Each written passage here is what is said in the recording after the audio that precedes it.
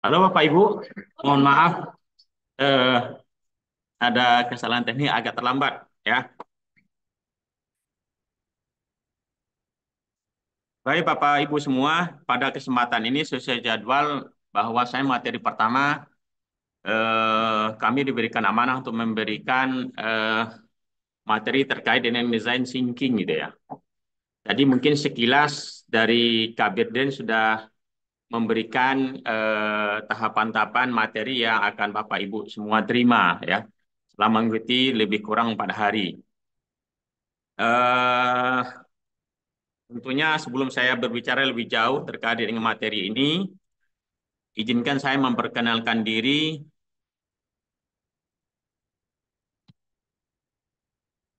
Nama saya Abdul Rahim, Bapak Ibu semua. Kemudian saya kebetulan dari Angkatan Udara, pangkat kolonel. Kemudian keseharian saya sebagai widyaswara di Pusdiklat Kemenhan, ya, tepatnya di daerah Pondok Labu, ya, di bawah Badiklat Kemhan. Kemudian alamat rumah atau kediaman saya di Halim, di Jalan Kosari 51. Mungkin di antara Bapak Ibu semua peserta PJJ ada yang orang Halim ya, ada kenal atau pernah ketemu ya, pernah berdiskusi, pernah tatap muka ya.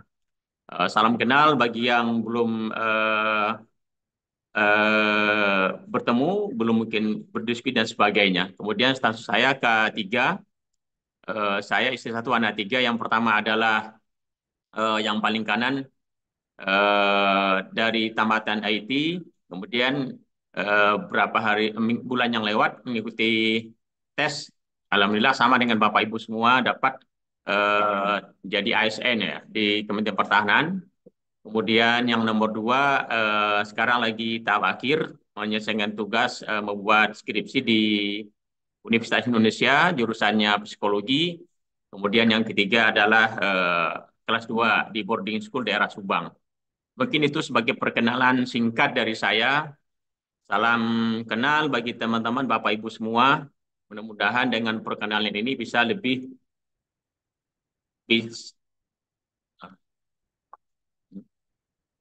bisa lebih mengakrabkan ya komunikasi kita semua ya. Bentar.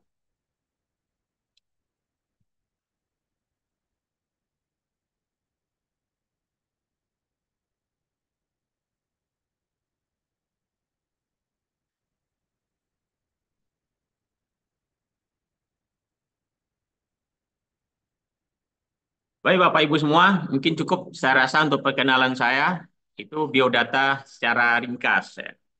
Kemudian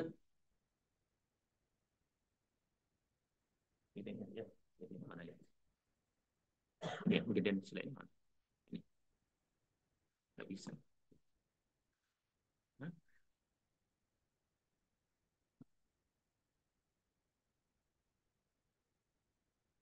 Kemudian di sini saya tampilkan ya, kira-kira inilah materi sub pokok yang akan kita diskusikan pada siang hari terkait dengan materi desain thinking itu. Agendanya yang pertama adalah tentu ada pendahuluan. Saya akan menyampaikan pendahuluan terlebih dahulu terkait dengan materi. Kemudian yang kedua adalah kita akan berdiskusi dengan Bapak Ibu sekalian terkait dengan empati dan pemahaman pengguna itu ya. Atau customer bisa disilahkan demikian. Kemudian yang ketiga adalah bagaimana kita berdiskusi lebih banyak dengan teman-teman semua terkait dengan apa itu masalah ya. Kita akan menengok dan melihat definisi masalah itu sendiri. Kemudian yang keempat adalah leader brainstorming. Ini mungkin secara sekilas saya akan menyampaikan soalnya kenapa submateri pokok membahas materi ini ada dari UI lain. Kemudian yang berikutnya adalah validasi dan pengujian solusi, kemudian implementasi dan skalabilitas, dan terakhir adalah desain berbasis kepada kebutuhan. Inilah kira-kira agenda yang akan kita diskusikan. Ya, insya Allah akan saya sampaikan kepada Bapak Ibu sekalian pada pagi hari ini. Kemudian apa sih tujuan dari pembelajaran ini? Kami sampaikan kepada teman-teman semua. Tentu ada beberapa hal yang perlu menjadi perhatian kita terkait dari tujuan pembelajaran ini. Tujuan di pembelajaran ini adalah harapannya kepada Bapak Ibu sekalian dengan memahami dan menguasai materi desain thinking ini diharapkan kepada Bapak Ibu semua sebagai peserta didik dalam PJJ ini bisa lebih siap untuk meningkatkan kreativitas ya. Kreativitas kerja, kreativitas kita dalam berpikir dan berbuat, demikian juga dalam keterampilan dan berpikir secara out of the box ya. Berpikir jangkauan jauh ke depan, mempunyai solutif atau inovasi dalam berpikir ya. Tidak hanya berpikir secara sektoral ya. Kemudian juga dengan harapan Bapak dan Ibu semua bisa mengembangkan bakat dalam menghadapi tantangan yang serba kompleks saat sekarang. Ini kira-kira tujuan pembelajaran ini kami sampaikan kepada teman-teman. Mudah-mudahan bisa menjadi eh, apa namanya khasanah ya, bisa menjadi bahan ya, atau mungkin bisa menjadi solusi bagi teman-teman semua dalam hal kita memahami materi tentang design thinking ini. Ini ada sebuah ungkapan mungkin atau kata-kata bijak quote ya yang pada pagi hari ini kita bisa simak secara bersama. Menurut saya, menurut kami ini penting. Kenapa? Pesan yang disampaikan dalam kata-kata bijak ini bisa menjadi inspirasi bagi kita semua, bisa memotivasi diri kita untuk berpikir jangkauan jauh ke depan atau memiliki inovasi dalam berpikir atau berpikir kreatif. Yang pertama, sebuah ungkapan disampaikan oleh mantan presiden kita, Pak Habibie. Dia menyampaikan bahwa kalau bukan anak bangsa ini, kata beliau, yang membangun bangsa ini siapa lagi? Artinya kewajiban tanggung jawab membangun bangsa ini tergantung kita sebagai generasi, gitu ya. Generasi penerus, ya. Anak bangsa.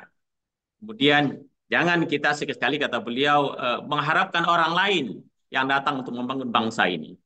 Ini sebuah pesan moral yang perlu kita simak secara bersama-sama. Mudah-mudahan bisa memotivasi diri kita, Bapak dan Ibu semua, dan diri saya juga, bagaimana kita berbuat yang terbaik untuk bangsa dan negara ini, yang butuh eh, keseriusan kita, butuh motivasi diri kita, keikhlasan kita semua untuk membangun bangsa yang sangat luar biasa ini besarnya. Kemudian ini ungkapan yang kedua disampaikan oleh Muhammad Hatta, Wapres pertama RI ya.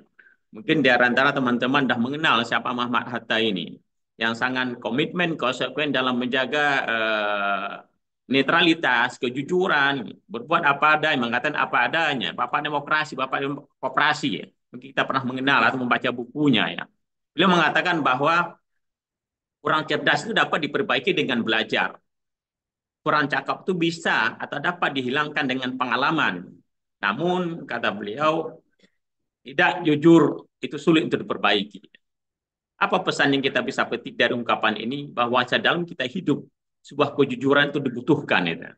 Mudah-mudahan kita hadir pada pagi hari ini, termasuk saya dan teman-teman semua, selalu menjunjung tinggi kejujuran dalam kita beraktivitas, dalam kita berbuat, dalam kita bekerja, dalam kita berpikir. Ya. Mudah-mudahan pemikiran-pemikiran yang ada dalam kreativitas kita keseharian banyak ditelurkan, banyak dikeluarkan, banyak dihasilkan sebuah inovasi-inovasi yang bisa menggugah, yang bisa memotivasi diri kita dan teman-teman untuk selalu berpikir jauh ke depan, berpikir secara kreatif, design thinking. Ini ungkapan yang mungkin bisa menjadi bahan kita ya, depan kita bisa memahaminya. Kemudian sebagai pendahuluan, kalau kita berbicara tentang design thinking gitu ya, teman-teman semua mungkin jauh-jauh hari sebelum PJJ ini sudah membuka atau melihat dari beberapa literatur atau dari buku-buku dan sebagainya, atau mungkin bisa melihat juga di media online, apakah YouTube dan sebagainya. Oh, besok saya akan mengikuti design thinking. Apa sih ini materi ini? Gitu ya.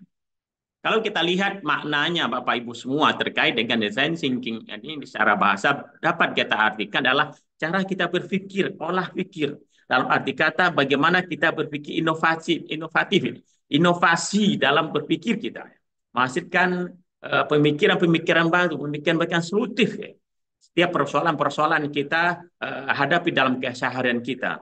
Baik dalam keseharian, dalam kita berumah tangga, dalam kita beraktivitas di kantor dan sebagainya. Oleh karena itu, Bapak Ibu semua, design thinking ini adalah bagaimana suatu cara kita berpikir dalam bentuk kreatif ya, untuk menciptakan atau menghasilkan sebuah inovasi baru. Itu pengertiannya. Kemudian apa tujuan dalam pembelajaran ini?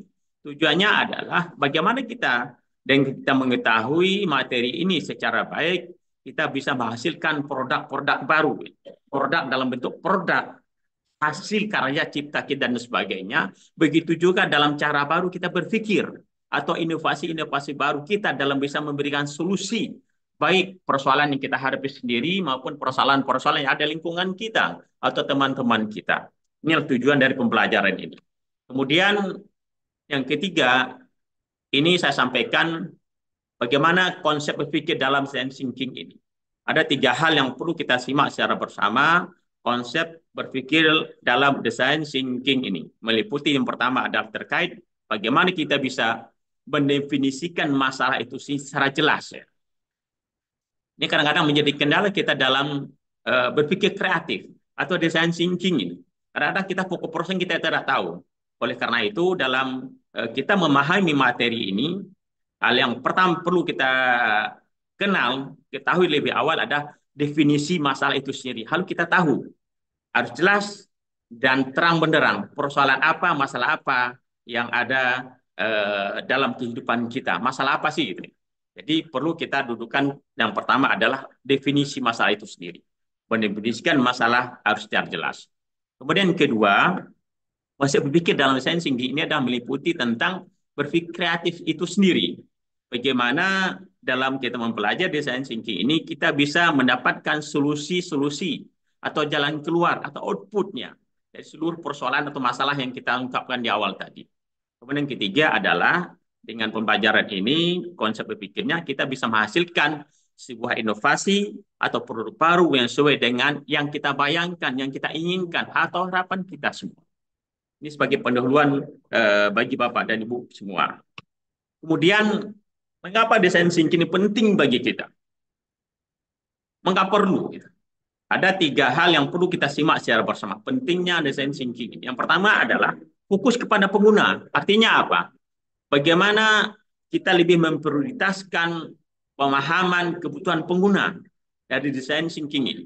Kenapa? Dengan demikian, kalau kita menganggap bahwa prioritas utama bagi pengguna desain thinking ini, kita bisa melihat dari berbagai sudut pandang tentang persoalan yang ada, tentang masalah yang ada.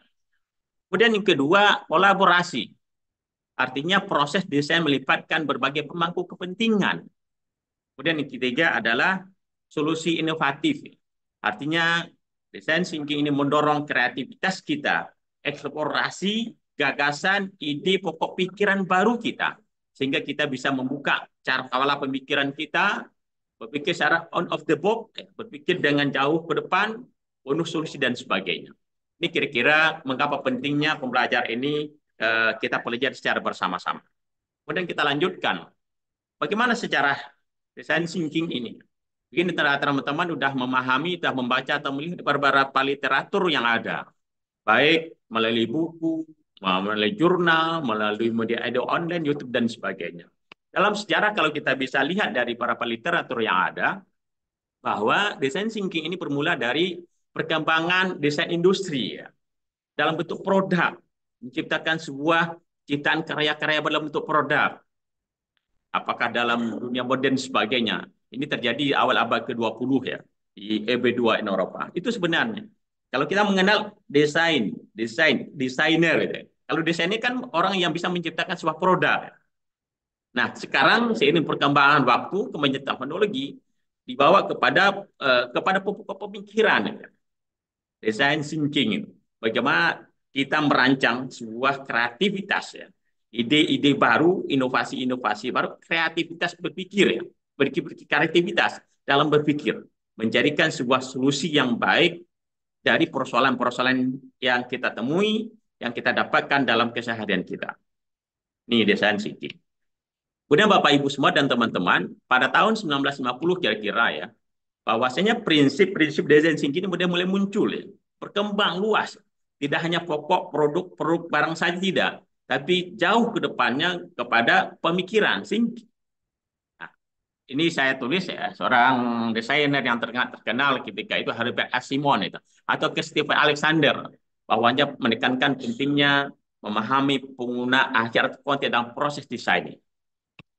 Bapak Ibu semua, ini slide lanjutan saya, mungkin Bapak dan Ibu semua bisa melihat bagaimana secara munculnya materi ini, pengalaman tentang desain thinking ini. Teman-teman bisa melihat seiring waktu, perkembangan zaman dan sebagainya, terus berkembang dan sebagainya.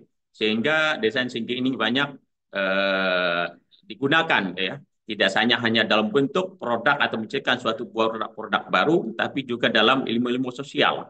Bagaimana kita memberikan solusi-solusi atau inovasi-inovasi dalam berpikir menyelesaikan persoalan-persoalan ada, masalah-masalah ada dalam kehidupan keseharian. Bapak Ibu semua, ini saya sampaikan ada 5 tab yang perlu kita pahami secara bersama, hanya memberikan secara gambaran secara umum ya. Soal materi ini juga mungkin akan disampaikan lebih detail dari materi yang akan datang. Ada 5 tahapan dalam kita desain thinking ini. Saya mengambilnya dari Stanford School ya, berbicara tentang tahapan-tahapan dalam kita berpikir kreatif. Yang pertama adalah perlunya empati ya. Artinya kita memahami perspektif dan perasaan yang dialami customer oleh pengguna dan sebagainya. Harus kita pahami itu. Jadi awal saya sampaikan persoalan yang ada, masalah yang dialami oleh pengguna atau customer, kita harus pahami itu terlebih dahulu. Kemudian yang kedua, define. Artinya bagaimana kita bisa mendefinisikan permasalahan customer yang akan diselesaikan dari sudut pandang pengguna atau customer itu sendiri. Kemudian yang ketiga, ide, menghasilkan ide-ide solusi sebanyak mungkin, sekreatif mungkin, dan sebagainya. Kemudian tahap yang keempat adalah prototype. Artinya kita bisa membuat prototype atau representatif solusi yang konkret ya, yang bisa diindra, yang dilihat, dirasakan atau diraba oleh pengguna. Kemudian yang kelima adalah tes. Ya. Bagaimana kita bisa menguji atau mengetes prototype yang kita ciptakan itu bisa dimanfaatkan, digunakan atau dites oleh customer itu sendiri. Ini kira-kira 5 langkah dari desain thinking. Kemudian Bapak Ibu semua, apa manfaatnya pembelajaran ini? Bagi kita semua. Yang pertama adalah dengan mempelajari ini kita bisa melahirkan inovasi baru. Inovasi baru dalam berpikir, dalam membuka cakra pemikiran kita, pemikiran jauh ke depan, bisa memberikan solusi dari setiap persoalan-persoalan yang ada. Tentu ini dengan sini bisa meningkatkan profit atau keuntungan bagi diri kita dan teman-teman semua, atau siapapun itu. Bisa memanfaatkan atau merasakan desain thinking ini. Kemudian yang kedua adalah manfaat dari desain thinking ini adalah bisa mempererat hubungan antara kita dengan konsumen atau pengguna. Kenapa? Karena mereka juga ikut dalam proses desain thinking. Kemudian yang ketiga adalah bahwa manfaat desain thinking dapat diterapkan di segala bidang. Maka di awal saya katakan tidak hanya fokus kepada dalam penciptaan atau membuat sebuah produk, tapi bidang lain juga bisa. Oleh karena itu, dengan ada pembelajaran ini, mudah-mudahan kita bisa menambah cakra pemikiran kita, ilmuwan dan pengalaman kita, bagaimana kita bisa menyusun atau merancang sebuah desain thinking ini dalam menyelesaikan sebuah persoalan-persoalan atau masalah yang kita hadapi. Keempat dari manfaatnya adalah bisa mendorong terciptanya ide-ide yang kreatif dan inovatif, kemudian memecahkan masalah-masalah yang ada. Kemudian yang kelima adalah meningkatkan kepuasan pelanggan, konsumen atau pengguna dan sebagainya. Kemudian berikutnya adalah mengurangi risiko dalam produk atau hasil karya yang kita buat itu tidak melalui pasaran. Kemudian yang berikutnya empati dan pemahaman pengguna. Ini perlu kita simak bersama Bapak Ibu semua terkait dengan empati dan pemahaman pengguna. Artinya dalam kita merancang atau membuat atau menyusun atau berpikir secara kreatif, science thinking ini, poin pertama harus kita pahami adalah empati. Empati ini merupakan kunci desain itu sendiri. Bagaimana kita berempati kepada pengguna, memahami apa masalah, memahami persoalan yang dialami. Itu yang pertama. Kemudian yang kedua, empati juga bisa menciptakan atau menjadi solusi ya dari persoalan yang ada. Kemudian yang ketiga adalah fokus pada pengguna itu penting. Jadi artinya desain thinking ini penting bagi pengguna, penting bagi customer. Bagaimana dengan memahami materi ini dia bisa mendapatkan solusi-solusi atau bisa mungkin menciptakan inovasi-inovasi baru dalam berpikir. Kemudian kita lanjutkan, apa itu empati? Mungkin Bapak Ibu semua sudah pernah mengenal atau pernah menyimak ya, bahwa empati ini berbeda dengan simpati ya. Empati ini kalau kita lihat adalah merupakan sebuah kunci untuk buah kebutuhan. Ini empati. Mungkin teman-teman pernah dalam kehidupan keseharian, kita sebagai wujud empati kita kepada teman-teman itu ya. Itu kira-kira empati. Kemudian Bapak Ibu semua, ada dua hal yang perlu kita bisa lihat dari pengertian empati itu sendiri. Yang pertama adalah definisi. Artinya empati itu bagaimana kita bisa memahami perasaan, pikiran, dan pengalaman teman kita, orang lain, atau customer. Kemudian yang kedua ada kunci inovasi, bagaimana kita bisa mengidentifikasi kebutuhan pokok, kebutuhan mendasar ya dari pengguna atau customer itu sendiri. Kemudian kita lanjutkan, mengapa empati ini penting bagi kita? Bapak Ibu semua, kenapa penting? Karena yang pertama, empati itu bisa identifikasi kebutuhan. Artinya pengguna yang belum terpenuhi. Dan yang kedua, mengapa empati penting? Karena bisa meningkatkan kepuasan pelanggan, customer, pengguna, dan sebagainya. Kenapa? Karena disitulah munculnya loyalitas merek, loyalitas label yang tinggi dari pengguna. Kemudian yang ketiga adalah solusi relevan. Artinya bermakna bagi pengguna. Kemudian yang keempat adalah maaf, yang ketiga adalah solusi relevan dari solusi relevan artinya bermanfaat atau berguna bagi pengguna. Kemudian kita lanjutkan kepada metode membangun empati. Bagaimana kita membangun atau caranya membangun empati ini, teman-teman? Yang pertama adalah kita harus observasi, melihat atau mempelajari di lapangan, mengamati perilaku pengguna, mengamati perilaku customer dan sebagainya. Observasi ya, observasi di lapangan, lingkungan dan sebagainya. Kemudian kedua adalah melalui wawancara. Artinya bagaimana melalui percakapan bisa, tanya langsung bisa, bagaimana kita bisa mengenal atau mengetahui lebih mendalam persoalan-persoalan, permasalahan-permasalahan yang ada di sekitar lingkungan kita, dari teman-teman kita, pengguna itu sendiri. Kemudian ketiga adalah persona, artinya representasi pengguna ideal.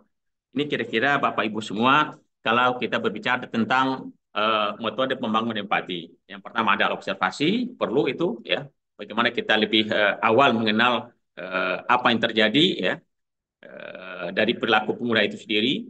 Kemudian yang kedua adalah wawancara langsung kepada pengguna itu sendiri. Kemudian yang ketiga adalah orientasi pengguna ideal. Kemudian bagaimana teknik observasi efektif? Teknik observasi efektif yang bisa kita lakukan adalah pertama kita melalui perilaku nonverbal, artinya melalui bahasa tubuh atau ekspresi wajah. Jadi kalau kita melakukan observasi, kita bisa melakukan melalui perilaku nonverbal, artinya melalui bahasa tubuh ekspresi wajah kepada pengguna.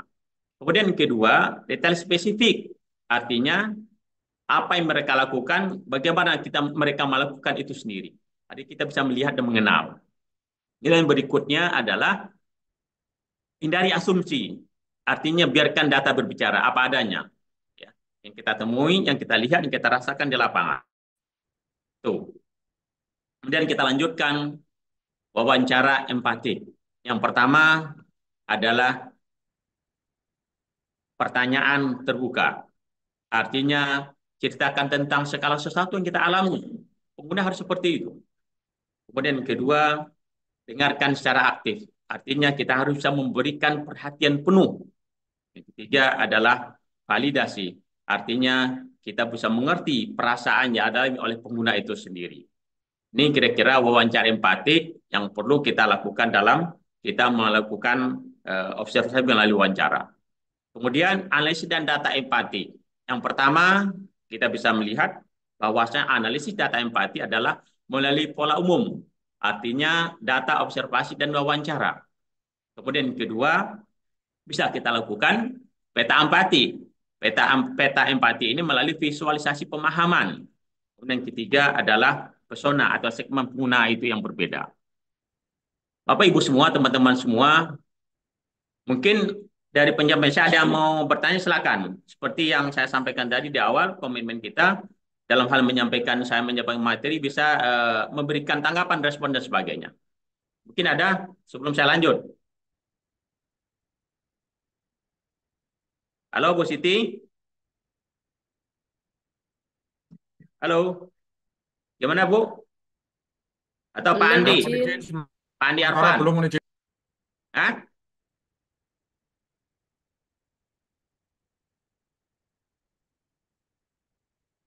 Ini ada Pak Andi Arfan, ada Bu Siti, ada yang mau ini? Bu Eka, Pak Sofyan, silakan. Pak Kudi, Zina 4, kode 4 di Penogoro, silakan Pak. Ada yang merespon, silakan.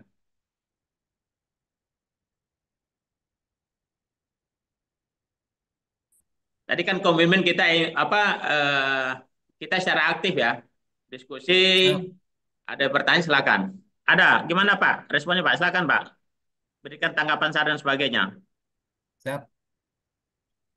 Dengan adanya ini sangat menunjang bagi kami, Bapak, dalam menyelesaikan permasalahan yang ada di eh, ruang kerja kami, kantor kami. Apa kira-kira yang terjadi Pak dalam kesehariannya di lingkungan kerja Bapak? Siap. Salah satunya eh, terkait dengan interaksi antara atasan, bawahan, ataupun dengan pihak-pihak dari luar, Bapak. Nah, bagaimana? Bagaimana? Ah, sangat membantu, Bapak. Oke. Kira-kira Pak Kudi selama udah berapa tahun dinas nih Pak Kudi ini? Siap. Kami dari 2005, Pak. Oh 2005. Itu pengalaman Siap. sangat luar biasa ya. Siap, Bapak. Siap. Hampir dia 30 tahun berarti ya. Siap, Bapak. Siap. Ya istilahnya kan kita dalam kita hidup itu tidak ada yang nggak mengalami masalah. Semuanya mengalami masalah ya. Siap. Problem, masalah, kendala dan sebagainya. Baik lingkungan Bapak, lingkungan keluarga, maupun lingkungan satuan kerja. Tentu kita Siap. dalam memberikan solusi, memberi pemahaman atau menginginkan sebuah inovasi baru. Bagaimana kita keluar dari masalah ya. Kita butuh ada wejangan, butuh saran pendapat dan sebagainya. Bahkan kadang-kadang tidak sedikit orang yang mengalami masalah dalam kehidupannya tidak bisa mencarikan solusi, tidak mendapatkan solusi atau jalan keluar. Jadi mungkin saya rasa Pak Kodi tidak masalah nih ya selama selama dalam dinas di Kodam 4 ini ya. Siap. Alhamdulillah, Pak. Yang penting yang penting kita berupaya secara maksimal, seoptimal mungkin bagaimana seluruh persoalan yang kita alamin itu ada solusinya. Kalau kita nggak sanggup, kita bisa berbagi dengan teman-teman. Kita bisa tukar pikiran, apakah teman-teman kerja kita, atasan kita, keluarga kita, teman, dan sebagainya. Sehingga persoalan itu kita tidak bawa tidur ya. Permasalahan-permasalahan itu tidak apa nah, tertanam dalam pemikiran kita aja. Iya, oleh karena itu melalui pembelajaran ini, desain thinking ini perlu kita bagaimana kita memiliki pemikiran jauh ke depan kan. Mungkin dari si ide, kreativitas, gagasan, inovasi, baik dari persoalan-persoalan yang ada atau mungkin rancang-rancang model baru kita, bagaimana kita lebih maju ke depan kan itu. Inilah manfaatnya pembelajaran ini. Siap, Ini Pak. ada Bu Nur Muslih ini ya. Ini Pak Nur ini. Pushback map. Tahu. Ayo silakan Pak. Halo. Ini Ibu atau Bapak ini? Nur Muslih. Oke, baik. Nah, silakan Pak. Pak Nur. Siap, Cin. Nah, gimana Pak? Bapak di Back Mapus kan? Siap, mau izin. Dulu namanya Back Mapus, mau izin. Oh ya, Pushback sekarang ya, yang di Halim ya. Gimana Mas? Siap. Udah berapa lama di Back Mapus itu? Pushback itu? Alhamdulillah baru 3 tahun, mau izin. Wah, 3 tahun. Gimana nih? Selama dalam menjalani dinas satu tugas di sana selama 3 tahun ya. Kira-kira apa yang Siap. dirasakan, apa yang dialami ya, baik dalam sisi hal persoalan-persoalan atau mungkin selama Bapak di situ banyak gagasan-gagasan, inovasi-inovasi baru Bapak bisa sampaikan kepada teman-teman ya, dalam melakukan atau mendukung tugas pokok di Puspek Mapus. Gimana Pak Nur? Kalau gagasan kita pada prinsipnya satu, mau izin kita dalam melaksanakan manajemen logistik, kita menyesuaikan dengan tantangan yang ada, mungkin di mana kan Ya, sekarang dalam dukungan manajemen logistik atau Menlog-nya itu kan kita selalu update dan sesuai dengan kebijakan dari atas, mungkin sehingga beberapa aplikasi atau sistem kita tetap menyesuaikan, tapi tidak jauh dari aturan-aturan yang ada, mungkin sehingga aplikasi dan sistem tetap kita sesuaikan, mungkin sehingga tidak ada permasalahan mohon izin karena kan ada beberapa aturan-aturan yang tetap harus kita laksanakan dalam rangka penyelesaian manajemen logistiknya mohon izin Bapak. Baik, makasih Pak Nur. Berarti regulasinya, tahapan-tahapan kerja, atau tahapan kita dalam melaksanakan tugas itu sudah berjalan secara baik ya. Siap mohon izin. Berarti kan, tapi kan tidak tertutup kemungkinan juga. Kadang-kadang ada, apakah dalam bentuk force major atau mungkin darurat atau emergency, butuh kita bagaimana kita mensikapi itu gitu ya. Apakah dalam bentuk menerima barang, mendistribusikan barang, ya. Kadang-kadang kan kita kan diburu dengan waktu. Kalau nama pengguna itu Siap. kadang-kadang kan tidak mengenal, tidak mau tahu. Yang penting barang itu sampai ke dia ya. Ya enggak? Tapi kita tetap sesuai kontrak mohon izin. Kan Oh, saya kontrak kontrak itu ya. sudah tertawang dalam klausal-klausal aturannya mohon izin. Sehingga Ya. dalam aturan pemeriksaan apa pemeriksaan penerimaan dan penyaluran itu sesuai bertahap mohon izin. Jadi di situ sudah ada staggeringnya mohon izin Bang. Dan Oke. di dalam klausal kontrak juga sudah tertuangkan juga terkait warantinya juga dan sistem dan dokumennya mohon izin yang menjadi pendukung. Ya, Demikian. baik.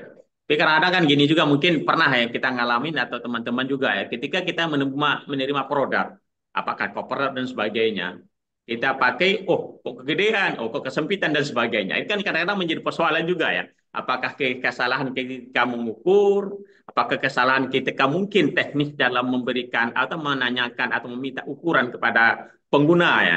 Nah, kadang-kadang kan perlu solusi juga kita itu. Menjadi masalah bagi Pak Nur kan. Banyak yang komplain, banyak dan sebagainya. Tapi mungkin dengan model yang sampaikan Pak Anwar tadi, sekarang itu sudah lebih baik dari sebelum-sebelumnya. Artinya produk atau cover lab yang didapatkan oleh pengguna, oleh personal itu sesuai dengan harapan, sesuai dengan ukuran, enak dipakai dan sebagainya. Contohnya gitulah kira-kira. Ya, Pak Nur ya. Saya mau izin, tapi kami sebenarnya statusnya kalau seperti itu, kalau yang berkaitan dengan Kapurlap, kami statusnya ada Rikmalur dan Stock Name, izin. Jadi kami ada dua Oke. fungsi. Jadi kami memeriksa, menerima, dan menyalurkan, sama kami statusnya adalah ada gudang sebagai Stock Name, izin. Yang mana di bawahnya adalah jajaran Puspek Matau, ada yang bagian sebagai Stock Name dari di Swatpes adalah GPP 1, demikian, izin Bapak. Ya, makasih Pak Nur. Ini kan solusi jadi itu kan. Bagaimana kita menerima komplain atau tanggahan atau mungkin umpan balik dari pengguna, loh, solusinya apa ya? Ternyata dari Pak Nur melalui tahapan-tahapan tadi cukup jelas sehingganya apa yang menjadi harapan dari pengguna itu bisa terpenuhi ya, bisa mereka Ya, dapatkan. Nah, bisa menjadi solusi, solusinya itu ya. Itu mungkin kira-kira dalam kita bentuk berbicara tentang produk atau barang ya, enggak. Nah, bagaimana dengan ya, kita dalam apa berpikir ya, desain thinking ini bagaimana kita berpikir ke depan, eh, punya jangkauan pandangan jauh ke depan, ya. Memiliki inovasi, ide-ide kreatif ya, dalam kita memberikan gagasan dan saran, dalam kita berbuat, bekerja, atau mungkin membangun komitmen bersama dalam memajukan organisasi kita.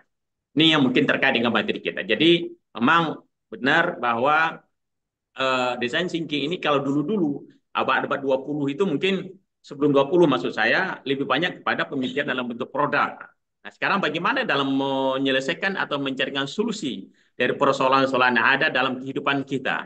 Nah, kita butuh namanya desain thinking, merancang, melihat jauh ke depan, memiliki ide kreatif, kemudian inovasi-inovasi baru, sehingganya kita tidak apa namanya berpikirnya in the box ya, tapi off the box ya, berpikir jauh ke depan.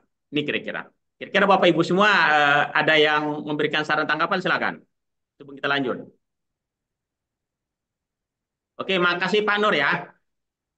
siap, mohon izin. Ya, Pak Kurdi dan teman-teman semua. Itu yang disampaikan oleh teman-teman tadi Ya. bisa menjadi kasana atau pemahaman atau mungkin ilmu ya dari untuk teman-teman semua. Saya lanjutkan pada slide berikutnya, empati dalam proses desain. Yang pertama, empati dalam proses desain adalah wawasan empati. Artinya ide-ide solusi yang inovatif. Ya. Makanya dalam kita melakukan desain thinking ini, empati dalam proses desain adalah wawasan empati. Artinya ide-ide solusi yang inovatif yang kita hasilkan. Jangan kita memberikan saran tanggapan, solusi yang kita berikan kepada mereka itu pengguna maksud saya atau ke customer, menambah ruwet pemikiran dia, menambah pusing dia ya. Jadi hendaklah wawasan empati itu ide-ide solusi inovatif ya. Sehingga mereka menerima informasi atau solusi dari kita, mereka senang, mereka gembira, mereka merasa mendapatkan sebuah jalan keluar dari apa yang kita sampaikan, mungkin dari pengalaman-pengalaman yang dialami. Kemudian yang kedua adalah prototype, artinya uji dengan pengguna. Dan yang ketiga adalah literasi desain, artinya adanya umpan balik yang membangun ya, baik dari si pengguna atau customer maupun dari yang memberikan gagasan dan sebagainya. Kemudian berikutnya empati dan pemahaman pengguna. Yang pertama ada pentingnya empati dalam desain thinking ini. Artinya bagaimana kita bisa memastikan solusi yang dikembangkan itu benar-benar relevan dengan kebutuhan pengguna, sesuai dengan harapan pengguna, customer dan sebagainya. Kemudian yang kedua adalah pentingnya empati dalam desain thinking ini menghindari asumsi dan lebih berfokus kepada pengalaman nyata pengguna. Kemudian yang ketiga adalah membantu perancang berpikir dari sudut pandang pengguna untuk menciptakan inovasi yang lebih bermakna. Ini kira-kira pentingnya empati dalam desain thinking. Kemudian berikutnya, bagaimana caranya mengembangkan empati terhadap pengguna? Caranya yang pertama adalah melalui observasi. Mungkin di awal tadi saya singgung sedikit. Apa itu observasi? Bagaimana kita bisa mengamati cara pengguna berinteraksi dengan produk atau layanan yang ada. Kemudian yang kedua adalah wawasan. Wawancara maksud saya. Wawancara adalah mendengarkan cerita langsung dari pengguna tentang tantangan, persoalan, masalah-masalah, dan harapan dari pengguna itu sendiri. Kemudian yang ketiga adalah survei dan kuesioner. Artinya bagaimana kita bisa mengumpulkan data dari banyak pengguna untuk mendapatkan pola kebutuhan dari pengguna itu sendiri. Yang keempat adalah kita bisa membaur atau bergabung dengan pengguna. Artinya kita bisa mengalami sendiri situasi yang dihadapi pengguna untuk memahami tantangan mereka hadapi.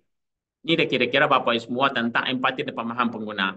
Baik terkait dengan pentingnya empati dalam desain thinking, mungkin juga dengan cara mengembangkan empati terhadap pengguna itu sendiri. Saya lanjutkan desain thinking. Bapak Ibu semua, hasil dari empati pemahaman pengguna dapat kita kelompokkan menjadi beberapa bagian. Yang pertama adalah wawasan yang lebih dalam tentang kebutuhan dan harapan pengguna. Kemudian yang kedua adalah bahwasanya hasil dari empati dan pemahaman pengguna dapat menjadi solusi yang lebih berorientasi pada pengguna. Jadi saran, gagasan, ide kreatif, ya, berpikir kreatif yang kita sampaikan kepada mereka menjadi solusi bagi pengguna, bagi customer lah, bagi mungkin orang yang membuat sebuah barang atau produk. Kemudian yang ketiga adalah inovasi yang lebih, artinya inovasi yang lebih relevan, efektif, update, dan bermanfaat bagi pengguna itu sendiri. Kemudian teman-teman semua, pemahaman pengguna dalam desain thinking ini ada berapa yang bisa kita pahami secara bersama. Yang pertama adalah bagaimana kita melakukan pemahaman terhadap pengguna dalam desain thinking ini. Yang pertama kita bisa mengidentifikasi masalah utama yang dihadapi oleh pengguna, oleh customer, oleh teman kita, rekan kita, dan sebagainya. Identifikasi masalah utama. Apa sih masalahnya? Gitu. Kemudian kedua, kita bisa memahami emosi, motivasi, dan kebiasaan pengguna dalam menggunakan produk atau layanan kita. Itu yang pertama. Yang kedua. Yang ketiga adalah kita bisa membuat persona pengguna. Artinya representasi fiktif ya, dari pengguna ideal berdasarkan riset yang kita lakukan di lapangan. Kemudian yang keempat adalah menggunakan user journey map, artinya langkah-langkah ya, untuk memetakan pengalaman pengguna dari awal hingga akhir. Artinya kita bisa membuat skala atau langkah-langkah apa yang kita bisa lakukan. Ini kira-kira Bapak Ibu semua terkait dengan pemahaman pengguna dalam desain thinking. Kemudian masuk kepada kita materi berikutnya adalah apa itu masalah dalam konteks desain thinking. Yang pertama, masalah itu adalah kesenjangan kondisi, artinya lebih dari sekedar kesulitan, yaitu kesenjangan antara kondisi saat ini dan kondisi yang diinginkan. Kita mengharapkan sesuatu, ternyata tidak sesuai dengan realita. Itu menjadi masalah, ya kan? Kemudian yang kedua, masalah kompleks, artinya masalah seringkali kompleks dan membutuhkan pemahaman yang mendalam. Kemudian yang ketiga adalah, ini sebagai contoh mungkin dari segi kepuasan, menurunnya kepuasan pelanggan dari restoran, mungkin contoh ya, atau customer, atau produk yang kita hasilkan. Ini kira-kira pengertian dari masalah. Kita lanjut definisi masalah, mungkin secara definisi kita bisa lihat bahwa definisi masalah ini adalah menjadi kunci sukses dalam mendesain thinking ini. Jadi kalau bagaimana kita memberikan eh, cara berpikir kreatif kepada siapapun itu pelanggan kita atau customer kita, ini menjadi dasar kita dalam menciptakan solusi inovatif ya, yang berorientasi pada pengguna sesuai dengan harapan mereka, sesuai dengan harapan customer. Kemudian yang kedua, bahwa tujuan mendefinisikan masalah ini adalah kita bisa memahami akar permasalahan yang sebenarnya, yang sesungguhnya. Kemudian kedua adalah menentukan arah solusi yang tepat, yang relevan sesuai dengan keinginan pelanggan. Kemudian ketiga adalah menghindari solusi yang hanya bersifat sementara dan tidak efektif. Baik, Bapak Ibu semua, kita lanjutkan mengapa definisi masalah penting. Pentingnya yang pertama adalah landasan tahapan. Artinya definisi masalah ini adalah landasan bagi semua tahapan desain thinking selanjutnya. Kemudian yang kedua, mengapa definisi masalah penting menjadi solusi tepat sasaran. Artinya definisi masalah yang buruk menghasilkan solusi yang tidak tepat pada sasaran. Kemudian yang ketiga adalah pentingnya mengapa definisi masalah penting untuk menghindari pemborosan. Artinya dengan definisi masalah yang baik, kita bisa menghindari pemborosan dari sumber daya.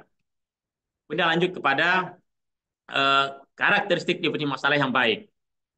Ada beberapa karakteristik definisi masalah yang baik yang perlu kita paham bicara bersama-sama. Yang pertama adalah human center itu kan. Artinya fokus pada kebutuhan dan perspektif pengguna. Kemudian yang kedua adalah spesifik. Artinya tidak terlalu luas atau terlalu sempit atau tepat sasaran. Karakternya definisi masalah ya. Kemudian yang ketiga adalah actionable. Artinya kita memungkinkan untuk menghasilkan solusi yang konkret, solusi nyata, apa adanya, sesuai dengan keinginan atau sesuai dengan harapan dari pengguna. Ini kira-kira karakteristik definisi masalah yang baik. Baik, Bapak Ibu semua, ini measurable yang terakhir adalah memungkinkan untuk mengukur keberhasilan solusi. Kemudian lanjut kepada alat bantu empati. Ya, mungkin saya rasa ini tidak perlu saya sampaikan lebih jelas. Nanti materi berikutnya Bapak dan Ibu semua bisa mendapatkan lebih rinci ya. Ini berupa alat bantu yang pertama kita bisa melihat dari bentuk wujud empati itu, kemudian kita mendengar, kemudian kita bisa mikir atau merasakan apa yang oleh pengguna, kemudian yang keempat adalah kita bisa mengatakan atau menyampaikan atau melakukan ya. Sehingga dengan demikian Bapak Ibu semua melalui alat bantu empati map ini adalah kita bisa memahami pemikiran, perasaan, dan perilaku pengguna. Ya. Lanjut, ini dalam bentuk alat bantu ya, point of view ya, POV-nya. Yang pertama ada pengguna, itu siapa? Dari paham lebih awal. Kemudian kedua adalah apa kebutuhannya. Kemudian ketiga adalah insight. Mengapa? Mengapa teman-teman, mengapa pengguna atau customer butuh kepada solusi dari kita? Sehingga dengan demikian Bapak Ibu semua kita bisa menggabungkan bahwa wawasan tentang pengguna, kebutuhan, dan insight format adalah tentang ini. Membutuhkan inovasi, gagasan, saran dari kita. Kita lanjutkan kepada kesalahan umum. Mungkin saya rasa ini tidak perlu saya sampaikan lebih detail, bikin Bapak Ibu bisa melihat dari slide saya. Kesalahan umum mungkin terlalu cepat ya, artinya mencari solusi tanpa memahami masalah sepenuhnya yang dialami oleh pelanggan atau customer atau teman kita. Kemudian yang kedua adalah asumsi tidak berdasar, artinya kita membuat asumsi yang tidak berdasarkan tentang pengguna sesuai dengan harapan mereka. Kemudian ketiga adalah eh, fokus gejala, artinya terlalu fokus pada gejala daripada akar permasalahan. Ini kira-kira kesalahan umum yang terjadi dalam hal empati tadi. Ini lanjut, ingin secara kesimpulan dari tentang empati dan pengguna adalah bahwa kita bisa simpulkan adanya investasi waktu, artinya kita bisa menghemat waktu, mungkin mencarikan solusi dari persoalan yang ada. Kemudian juga kesimpulan kedua ada kita bisa menggunakan alat bantu ya, kemudian uji asumsi dan sebagainya.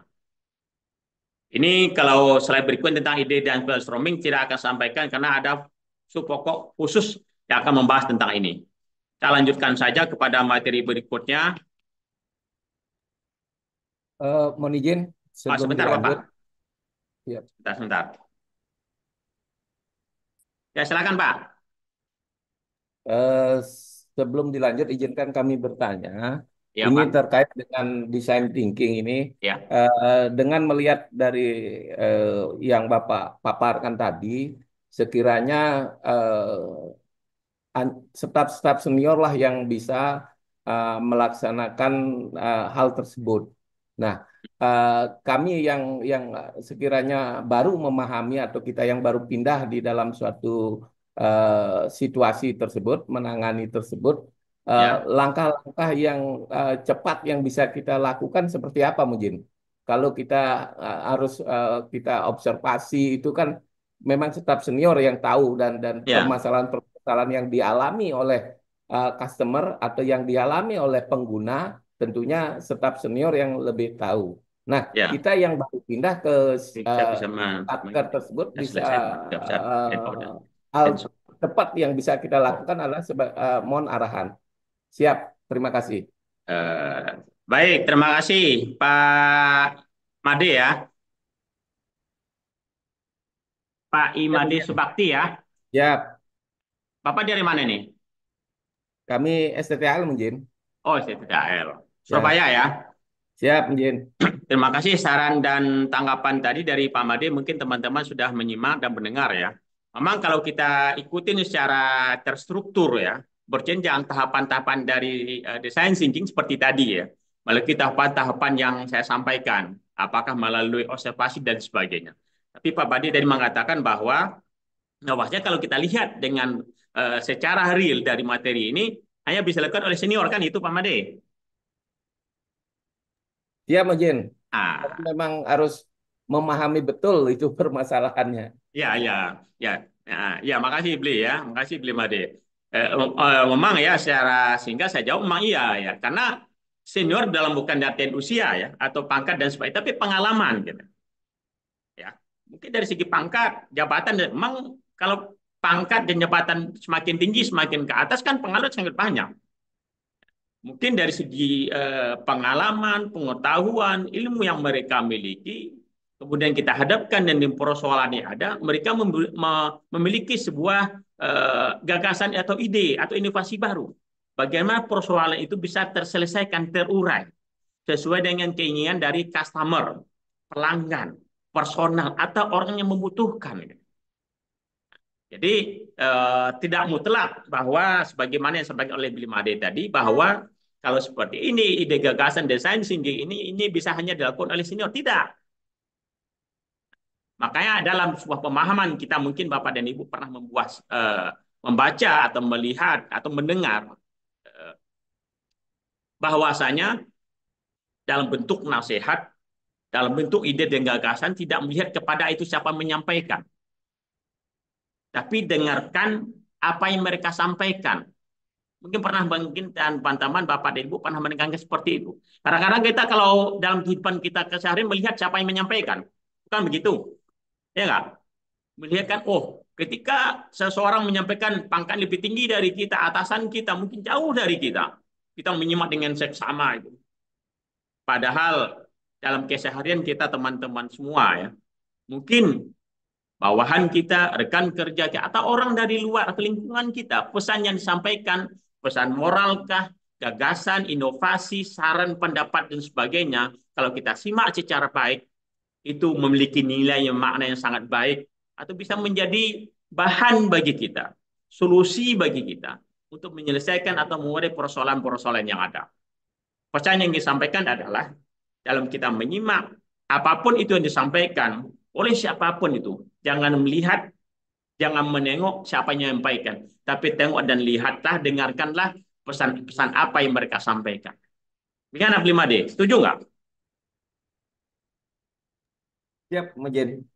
Ada Hah? beberapa memang seperti itu mungkin. Eh, Ya, Kami kasih kasus seperti kami kan di Satuan Pengabdian Masyarakat kan gitu mungkin. ya, Nah, ya, ada permasalahan-permasalahan survei atau apa yang terkait dengan pengabdian masyarakat karena kami sudah berpengalaman lama, bisa jadi kami eh, gampang sekali bisa mengatasi dan mencari solusi. komplain-komplain yang ada kan begitu Mujin, Ya, dari customer kita. Nah, begitu kami pindah ke satker lain atau bagian lain, contoh di bagian administrasi, manakala ada suatu komplain, eh, kita cenderung ini Mujin, kita cenderung apa namanya AO dulu untuk bisa memahami tersebut. Butuh waktu, maksud kami eh, strategi atau kiat yang bisa kita lakukan supaya cepat sekali bisa mengadaptasi gitu loh Mujin. Terima kasih Mujin. ya, ya, ya. Ya, Makasih Beli Made ya. siap. Memang teman-teman semua ya, seperti yang disampaikan oleh Pak Made tadi, tidak hanya Pak Made saja yang mengalami seperti itu. Siapapun itu pasti mengalami hal yang sama. Kenapa? Karena berbaur dalam suasana atau tempat yang baru, atau mungkin ilmu yang baru bagi kita. Nah, bagi kita, teman-teman semua, Bapak dan Ibu dan saya, ketika kita bergabung dengan suatu tempat yang baru, ya, kita harus cepat menyesuaikan. Kita harus cepat belajar. Kalau bisa, kalau memungkinkan sebelum kita melangkah ke tempat yang baru, kita harus mengenal terlebih dahulu. Apakah melalui teman-teman kita, bapak buah kita baca referensi dan sebagainya. Sehingga ketika kita masuk dengan tempat yang baru, keilmuan kita tidak ada di situ, kita bisa menyesuaikan. Hati ini bisa menyeimbangkan. Jangan nol putul, kata Pak Made ya. Kadang-kadang kita kan modal nekat. Ya enggak? Dengan PD-nya, gagahnya, berani kita masuk suasana baru, mungkin pangkat kita ini, gelar kita ini, seolah-olah kita menganggap diri kita orang pintar. Padahal dihadap dengan hal yang baru, kita nol sama sekali. Jadi solusinya, kalau kita dihadapkan seperti yang disampaikan oleh Pak Made, kita harus banyak belajar, banyak bertanya, banyak mencari informasi-informasi. Kalau perlu dan memungkinkan sebelum kita melangkah, kita harus memiliki akomodasi, pemikiran, keilmuan, atau pengalaman dari siapapun itu. Itu insya Allah mudah-mudahan bisa menambah ya eh, kepedean kita ya. Ya, kepedean tahu nggak kira-kira Bapak Deddy semua ya? Ya. Kepedean kita. Jangan sampai nanti kita masuk satu hal yang baru, aduh, kayak kita nol putul pengalaman dan pemahaman kita masuk itu jadi Pak Turun aja ya. Ngikutin ya, apa kata mereka yang dalam lingkungan baru ada, G, siapa.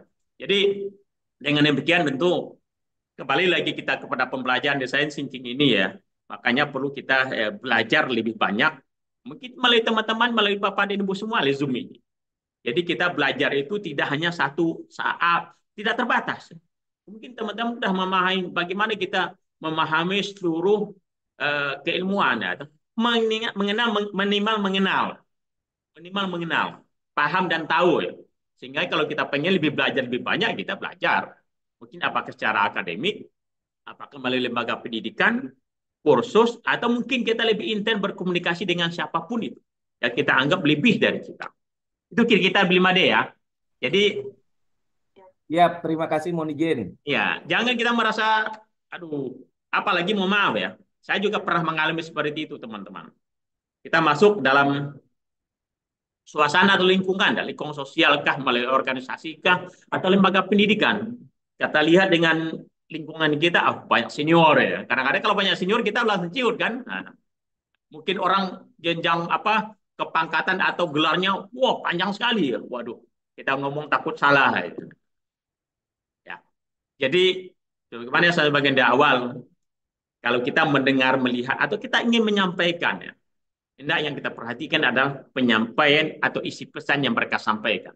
Jangan lihat dari siapa dia itu kan, pangkat dia, jabatan dia, jenjang karir dia, atau gelar dia. Tapi pesan moral yang disampaikan ini. Mungkin itu Pak Made ya. Sebagai respon dari saya, Ya, mungkin teman-teman yang lain silakan. terima kasih Mujin. Ya, ada yang lain? Siapa yang mau mendengar dari ibu-ibu ini? Kira-kira ada ibu-ibu apa yang perlu sampaikan nih? Silakan Bu.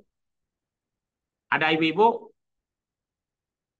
Ini kadang-kadang ini yang perlu curhat, butuh solusi, butuh berpikir kreatif kan dari ibu-ibu nih. Waduh, pusing saya begini Bogor dan segala macamnya ya kan.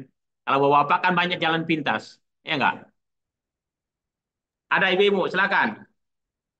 Bapak WK, Muncin tanya ya dulu Pak silakan Muncin. Pak siapa nih? Setiono Pak Muncin. Oh silakan Pak Setiono. Mohon izin Pak, tadi terkait apa yang desain tadi yang pertama adalah yang tadi Bapak sampaikan empati dan pemahaman. Nah, yang kami tanyakan ada.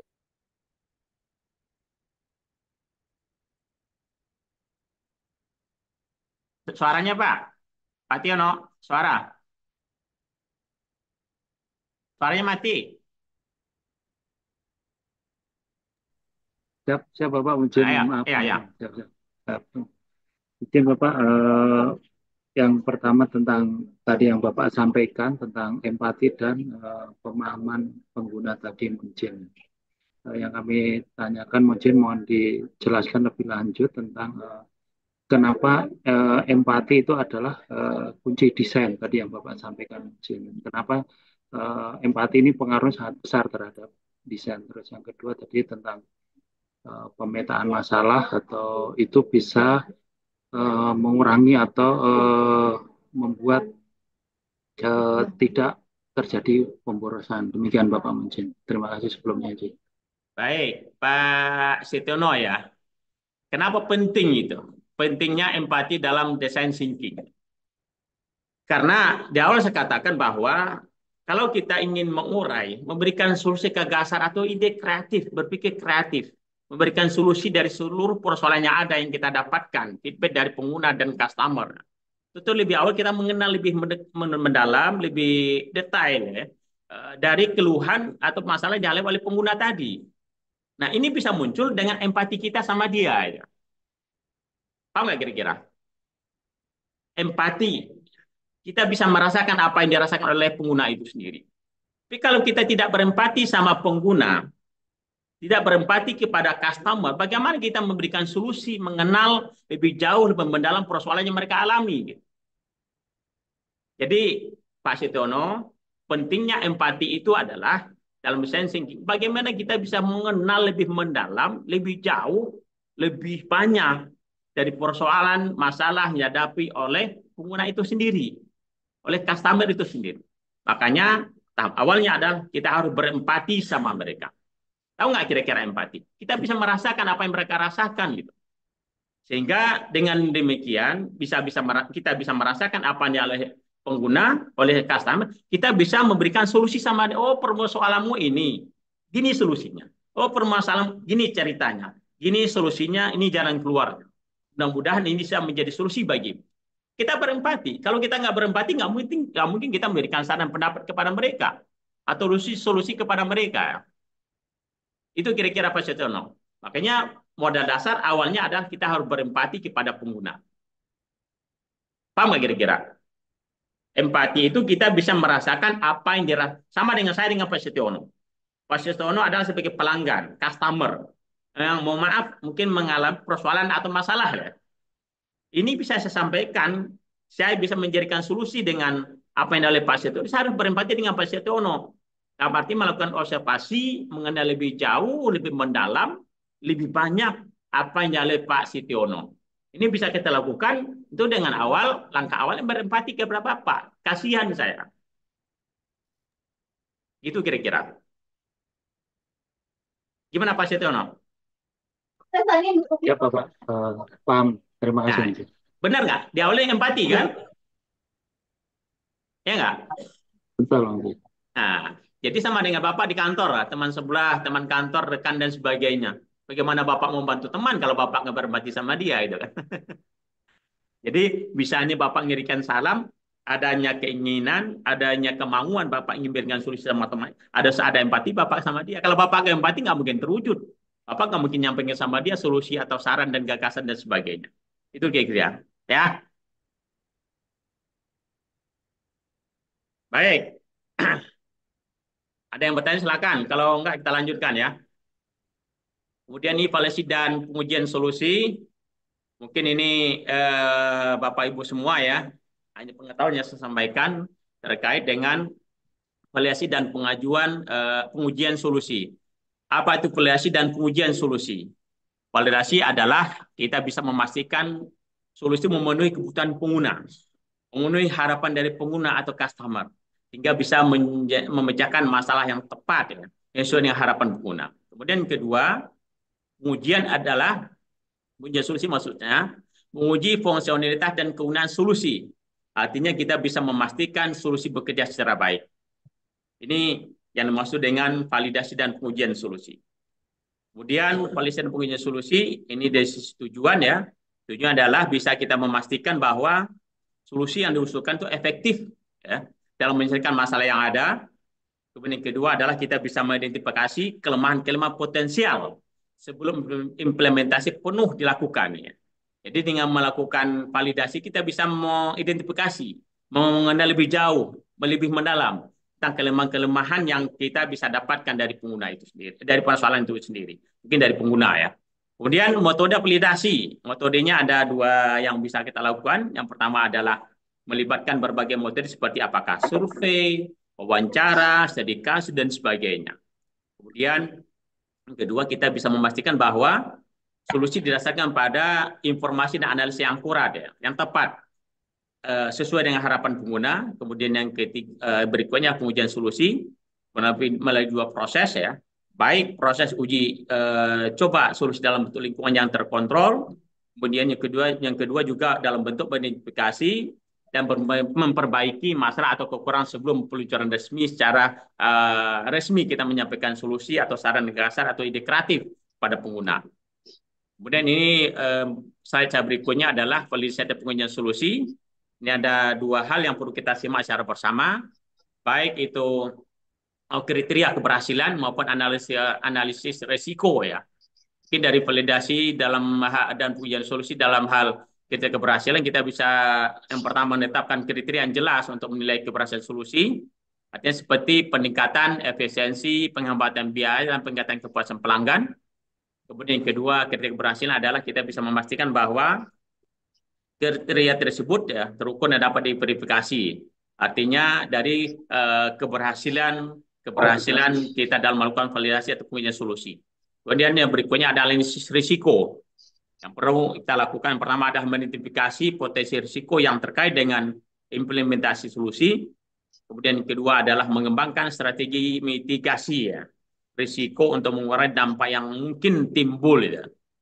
Ada yang paham kira-kira Bapak Ibu semua dari pengertian atau makna mengembangkan strategi mitigasi risiko? Apa itu mitigasi? Ada bisa memberikan saran? Pak Made? Mengembangkan strategi mitigasi risiko. Mitigasi ada? Ada Pak? Apa beli? Siap.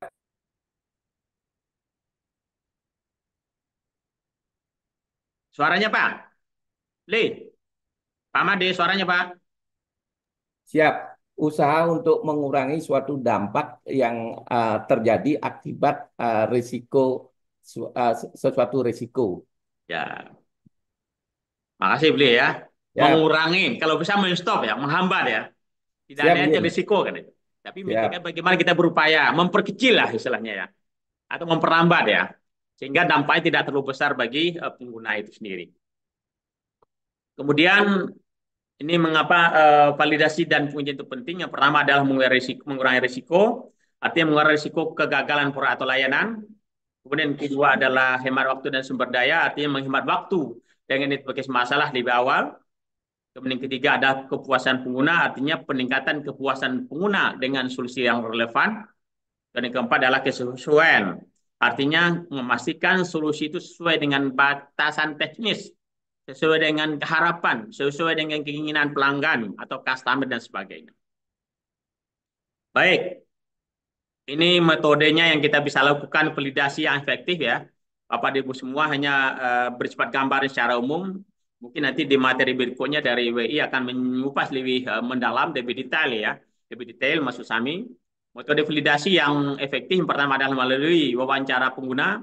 Artinya ada umpan balik langsung tentang kebutuhan yang diinginkan oleh pengguna. Kemudian yang kedua adalah survei, artinya mengumpulkan data kuantitatif dan dari pengguna. Kemudian nanti kita urai itu ya, data-data kuantitatifnya, apa sih persoalan-persoalan, masalah-masalah ya, yang dialami oleh pengguna. Kemudian berikutnya adalah analisis data, artinya kita bisa melakukan analisis data pengguna untuk sesuai dengan tren yang ada. Kemudian berikutnya yang keempat adalah testing, artinya kita membandingkan dua versi solusi yang kita sampaikan. Kita tes mana yang terbaik, mana yang bagus, mana yang sesuai dengan keinginan para pengguna. Kemudian metode pengujian efisiensi ini ada beberapa hal yang kita bisa simak secara bersama. Metode pengujian yang efisien adalah yang pertama pengujian kegunaan, artinya mengamati pengguna saat menggunakan solusi. Kemudian kedua ada pengujian fungsionalitas, artinya memastikan semua fitur berfungsi. Kemudian ketiga adalah pengujian kinerja, artinya menguji kecepatan dan skalabilitas solusi. Yang keempat adalah pengujian keamanan. Saya agak cepat saja karena mengingat waktu sesuai dengan jam saya stopnya 10.15. Nanti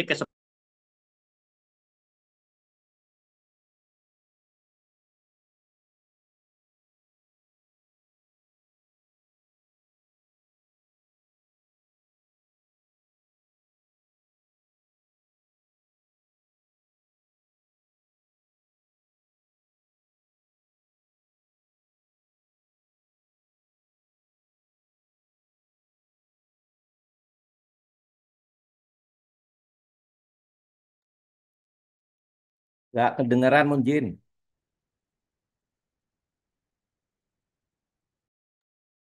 Izin suaranya hilang. Suaranya off mungkin.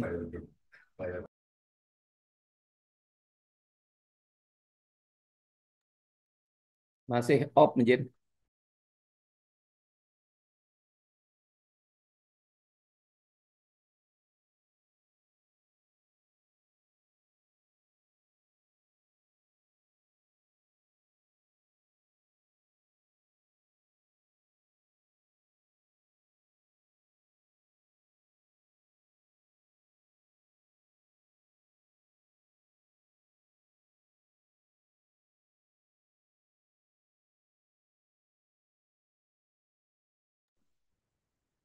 halo tes Bapak. Siap, kedengaran. Oh, Kedengaran, dengar. Munjin. Siap. Ya, ada lagi suaranya. Siap, Uji. Oke, mohon maaf. Tadi ini apa namanya? Saya kebetulan di ruang lab. Ini kadang-kadang apakah pengaruh sinyal dan sebagainya ya. Ya, mohon maaf ya. Ini saya sampaikan ulang ya.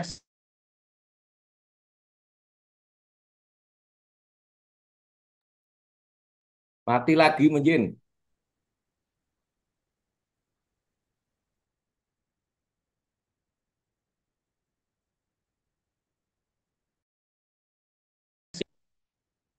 Halo tes. Siap. Oke. Ini kesalahan bukan di Pak Madi, bukan di saya. Mungkin apa apanya di jaringan atau apa ini. Dengar nggak, Pak? Siap, Siap kedengaran, dengar Munjin. Bapak. Oke, baik. Siap Lanjut ya. dengar Bapak. Oke, baik. Makasih Bapak Ibu. Ini metode pengujian yang efisien ya, pengujian kegunaan, pengujian fungsionalitas, pengujian kinerja, dan pengujian keamanan. Kemudian langsung kepada slide berikutnya tentang implementasi skalabilitas ya. Hanya mungkin sekilas saja, soalnya nanti kenapa di implementasi skalabilitas ini dalam design thinking akan diuraikan lebih jauh. Hanya saya menyampaikan bahwa design thinking ini masuk membahas masalah ini, implementasi dan skalabilitas dalam design thinking. Ini dalam bentuk uraiannya kira-kira Bapak Ibu semua, apa itu implementasi dan skalabilitas. Implementasi adalah bagaimana kita merancang, membuat sebuah perencanaan yang matang. Artinya kita mulai dengan perencanaan yang teliti untuk memastikan implementasi berjalan lancar. Kemudian kedua adalah kita melakukan komunikasi efektif. Artinya menjalin komunikasi yang baik antara tim untuk memastikan pemahaman yang sama tentang implementasi. Kemudian yang ketiga adalah pelaksanaan bertahap. Artinya kita bisa melakukan bahwa implementasi secara bertahap untuk mengurangi risiko, ya. Memitigasi risiko tadi sampai oleh Mimade ya, dan memudahkan pemantauan. Kemudian berikutnya yang keempat adalah pengujian evaluasi, artinya melakukan pengujian secara menyeluruh. Kemudian yang berikutnya yang kelima adalah pelatihan dan pendampingan. Artinya kita bisa menyediakan pelatihan dan pendampingan kepada tim yang terlibat untuk memastikan kesuksesan dalam hal implementasi. Kemudian bagaimana skalabilitas? Artinya desain yang scalable. Artinya pastikan desain yang sistem dan infrastruktur dapat ditingkatkan secara lebih mudah untuk diperlukan ketika diperlukan. Kemudian fleksibilitas, demikian juga otomatisasi. Kemudian berikutnya pemantauan dan pemeliharaan dan kemampuan penyesuaian. Kemudian mengapa implementasi penting? Yang pertama adalah untuk mewujudkan ide ya. Artinya desain thinking ini bukan hanya tentang ide, tapi juga tentang mewujudkan menjadi nyata. Artinya gagasan itu sesuai dengan harapan dari pengguna, kemudian relevansi dan manfaat, artinya implementasi yang baik memastikan solusi yang dihasilkan secara menghasilkan yang dihasilkan relevan dan manfaat bagi pengguna. Kemudian tingkatlah fokus pada pengguna, artinya pengembangan aplikasi mobile yang berfokus pada kebutuhan pengguna. Kemudian demikian juga dalam hal tantangan dan tentang umum implementasi ya. Ini tentang mungkin yang bisa kita alami ya. Tentang umum implementasi adalah kurangnya sumber daya, demikian juga resistensi perubahan dan mengukur dampak. Kadang-kadang ini yang sampai ya banyak sampai oleh Pak Madi tadi keterbatasan ya. Makanya kalau beliau menyampaikan bahwasanya konsep ini hanya dimiliki oleh senior tidak, oleh siapapun ini bisa. Saya lanjut saja kepada strategi implementasi efektif ya. Tentu dibutuhkan tim yang solid, visi yang jelas, dan tahapan yang kecil. Nah, kemudian yang berikutnya mengukur keberhasilan, ada beberapa poin hal yang perlu kita simak secara bersama. Yang pertama adalah untuk keberhasilan dalam desain thinking ini kita perlu yang pertama menentukan metrik, artinya menentukan metrik yang relevan untuk memberikan dampak solusi. Kemudian yang kedua adalah mengumpulkan data, artinya mengumpulkan data secara teratur dan menganalisisnya dengan cermat. Yang ketiga adalah sesuaikan, artinya kita bisa menggunakan data untuk melakukan penyesuaian dan perbaikan keberlanjutan. Kemudian skalabilitas, artinya adalah kita yang pertama bisa memperluas solusi. Kemudian yang kedua adalah jangkauan lebih luas. Yang ketiga adalah kita bisa melihat atau mengetahui dampaknya secara maksimal. Kemudian kita masuk kepada materi berikutnya, faktor mempengaruhi ya. Ini poin-poinnya mungkin bisa apakah dari sisi model bisnis, teknologi, dan tim yang mampu ya. Artinya tim yang mampu menangani peningkatan permintaan dari pelanggan. Ya. Kemudian saya lanjutkan kepada apa strategi skalabilitas, strateginya apa kita lakukan yang bisa kita laksanakan. Ada yang pertama fleksibel, artinya membangun platform yang fleksibel dan mudah diadaptasi dengan pengguna, ya sesuai dengan harapan pengguna lah. Kemudian yang kedua otomatisasi, artinya otomatisasi proses untuk mengurangi biaya dan mencari efisiensi. Kemudian yang ketiga adalah kemitraan, artinya memanfaatkan kemitraan strategis untuk menjangkau pasar yang lebih luas atau customer lebih banyak atau pelanggan lebih banyak. Kemudian saya lanjutkan kepada kesimpulan dari materi yang saya sampaikan di awal ya. Yang pertama kita bisa melihat bahwa implementasi dan skalabilitas itu adalah kunci untuk memaksimalkan nilai design thinking. Artinya dengan strategi yang tepat kita dapat mencapai tujuan dan menciptakan dampak yang positif ya bagi siapapun itu. Apakah pelanggan, customer, dan sebagainya. Oleh karena itu mari kita terapkan prinsip-prinsip ini dalam segala bentuk kegiatan dan pekerjaan kita. Kemudian saya lanjutkan, ini mungkin hanya sekilas tentang tahapan-tahapan daripada desain thinking tadi. Tadi di awal saya sampaikan ada 5 tipnya, ada 5 tahapannya. Baik dalam bentuk empati, definisi, ide, prototype, dan tes. Tahapan ini kalau kita dalam melakukan sebuah design thinking ya, ini pasti akan kita melalui ini. Seperti mana yang sampaikan oleh Pak Setiono, kenapa perlu empati ya? Kita harus masuk kepada mereka dulu, memahami persoalan yang mereka hadapi. Sehingga dengan demikian kita bisa membuatkan sebuah definisi, oh masalahnya seperti ini. Nah kalau kita sudah mengenal masalahnya, baru kita akan bisa mendapatkan ide gagasan, ide. Nah, ide kita dapatkan, gagasan kita dapatkan atau kita peroleh, baru kita bisa merancang sebuah prototipe seperti apa yang cocok untuk pelanggan. Lalu hasilnya itu bisa kita melakukan tes antara 2 solusi, 3 solusi yang kita sampaikan kepada mereka.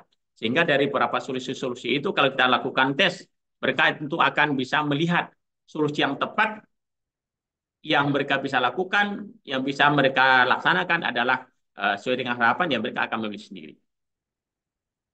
Ini teman-teman Bapak Ibu semua dari beberapa hal yang saya sampaikan terkait dengan materi desain thinking ini. Mungkin di antara teman-teman Bapak Ibu semua dalam waktu kurang lebih 10 menit ya, kita bisa berdiskusi, bertukar pikiran. Tentu ini bukan pembelajaran baru ya, bagi teman-teman semua. Kita sudah mengalami, mungkin kita pernah mendengar, sebagaimana saya ungkapkan di awal, Bapak dan Ibu semua mungkin pernah membaca, mendengar di YouTube dan sebagainya sebelum memulai pelatihan ini. Ada yang mau bertanya, silakan. Halo, Pak Ismail Kuba.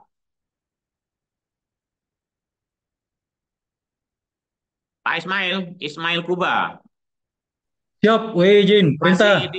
di ini kah di ITT apa di Eltari ya? Halo Leo, halo Leo Kendari Oh, izin. Wih, halo siap, Leo. Halo Leo, gimana? Ini mantan siswa saya juga nih Pak Iskuba ini, ya kan? siap izin. Apa kira-kira Siap yang selalu bisa izin. tanggapan respon dari apa yang saya sampaikan? Silakan. Kan sampean sebagai Siap, Kadispes toh, siap izin. tentu Kadispes tuh apa namanya pernah ya menerima curahan atau mungkin curhat atau mungkin mengalami persoalan-persoalan dalam membina personil, gitu kan? Membutuhkan solusi-solusi dari seorang kadis, gitu kan? Atau mungkin di orang Kadispes langsung melapor kepada komandan. Siap, Gimana Pak Ismail? Silakan. siap. Mohon izin sedikit berkomentar izin weh. Ya, Eh, yang pertama kami melihat bahwa mungkin ada coach kami ya, bahwa masalah di saya belum tentu menjadi masalah buat Anda. Masalah buat Anda belum tentu jadi masalah buat saya. betul. Siap. Jadi itu tergantung kita melihatnya tadi. Ya, Terus yang kedua, mungkin menurut feeling saya bahwa dalam mendesain suatu problem solving atau penyelesaian masalah ini, tergantung tingkat posisi kita di mana. Jadi saya yakin kalau jabatan tambah tinggi, saya yakin desainnya pasti lebih rumit. Dengan harapan penyelesaiannya lebih lebih mengena kepada tujuan atau yang diharapkan. Kalau mungkin bagian akar-akar rumput seperti kami ini mungkin ya penyelesaiannya sederhana, tapi kadang menimbulkan masalah yang lain. Tapi masalah utama selesai, tapi mungkin ada masalah lain. Mungkin yang sepintas itu yang kami bisa pikirkan saat ini. Izin terima kasih. Selamat siang.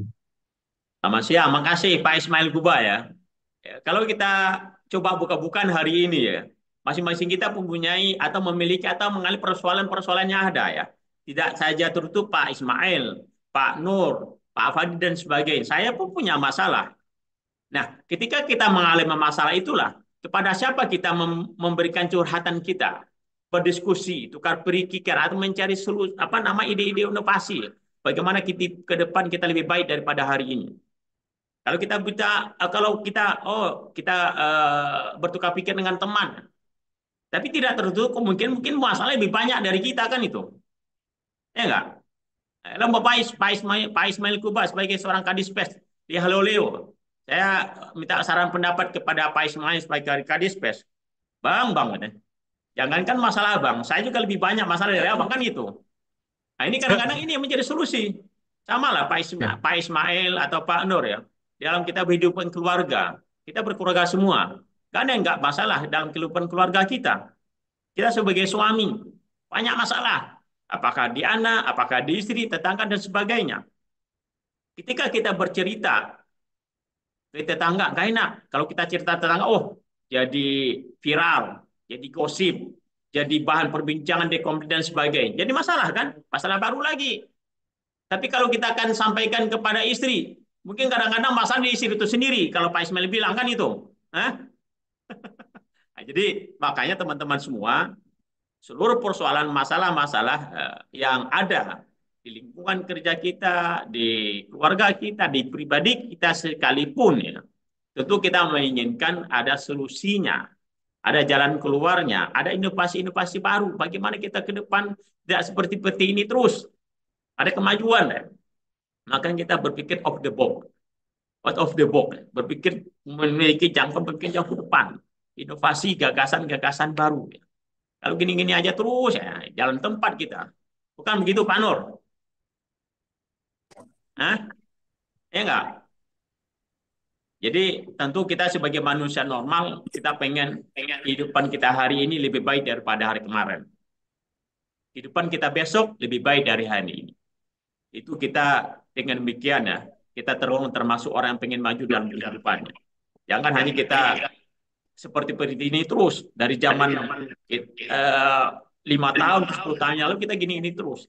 Makanya menurut saya science thinking ini bisa kita terapkan dalam kehidupan kita. Kita berinspirasi dengan siapapun.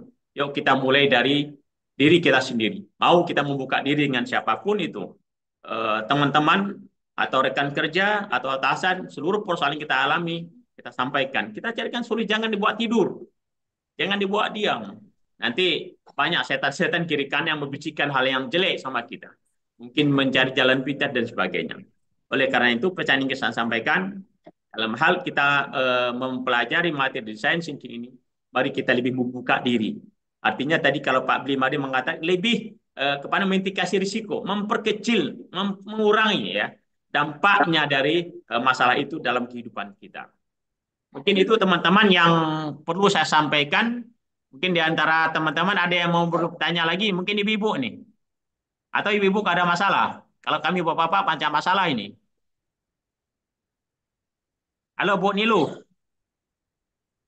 Ini ada Bu Nilu, Bu Lupna, silakan. Ada sekitar 6 menit. Mohon izin Bang, paling sedikit menambahkan Oh ya, terkait silakan Pak Nur. apa tanggapan dari Mayor ADM Ismail Kuba, mohon izin Kadispes Ya. Halo. Mungkin saya memang pada prinsipnya rata-rata kami yang selaku pejabat kepala dinas personil atau pejabat personal ya, memang rata-rata menilai atau pola pikirnya adalah masalah yang dimiliki orang lain belum tentu menjadi masalah kita. Dan masalah kita belum tentu menjadi masalah mereka. Ya. Makanya kadang kami selaku pejabat personil berusaha mendengar sebagai pendengar dengan baik sambil melihat dan mendengar bahwa apa yang kita lihat dan kita dengar itu belum tentu menjadi sebuah fakta. Ya. Sehingga perlunya kita men-setting pola pikir kita bahwa andaikan kita posisi sedang ada masalah, maka kita berusaha menyisihkan sedikit mungkin posisinya biar kita dalam mendesain thinkingnya kita, pola pikirnya kita fokus atas penyelesaian permasalahan itu. Mungkin demikian mohon izin. Demikian Bang Ismail, Bang Abdul Murin. Ya. Makasih Pak Nur ya. Memang iya, kadang-kadang kita ketika menerima masalah apa informasi atau teman ya, atau siapa atau anak buah, Pak saya ada masalah begini-begini. Kadang-kadang kita lebih banyak masalah dari dia kan itu. Sama masalah bagi kita lagi. Artinya kita tentu bisa memilah dan memilih. Masalah kita ketika kita posisi kita sebagai seorang kadis, seorang atasan, posisi kita sebagai personal, pribadi.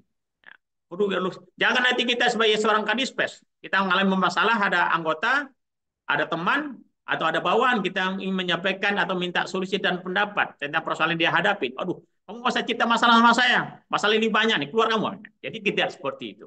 Arti tetap kita tampung dalam hal positif, arti kita bisa mendudukkan, memposisikan masalah anggota, masalah pribadi, dan masalah lainnya. Nah, disitulah kedewasaan kita dalam berpikir. Disitulah kebijakan kita bagaimana kita bisa mengurai persoalan-persoalan itu.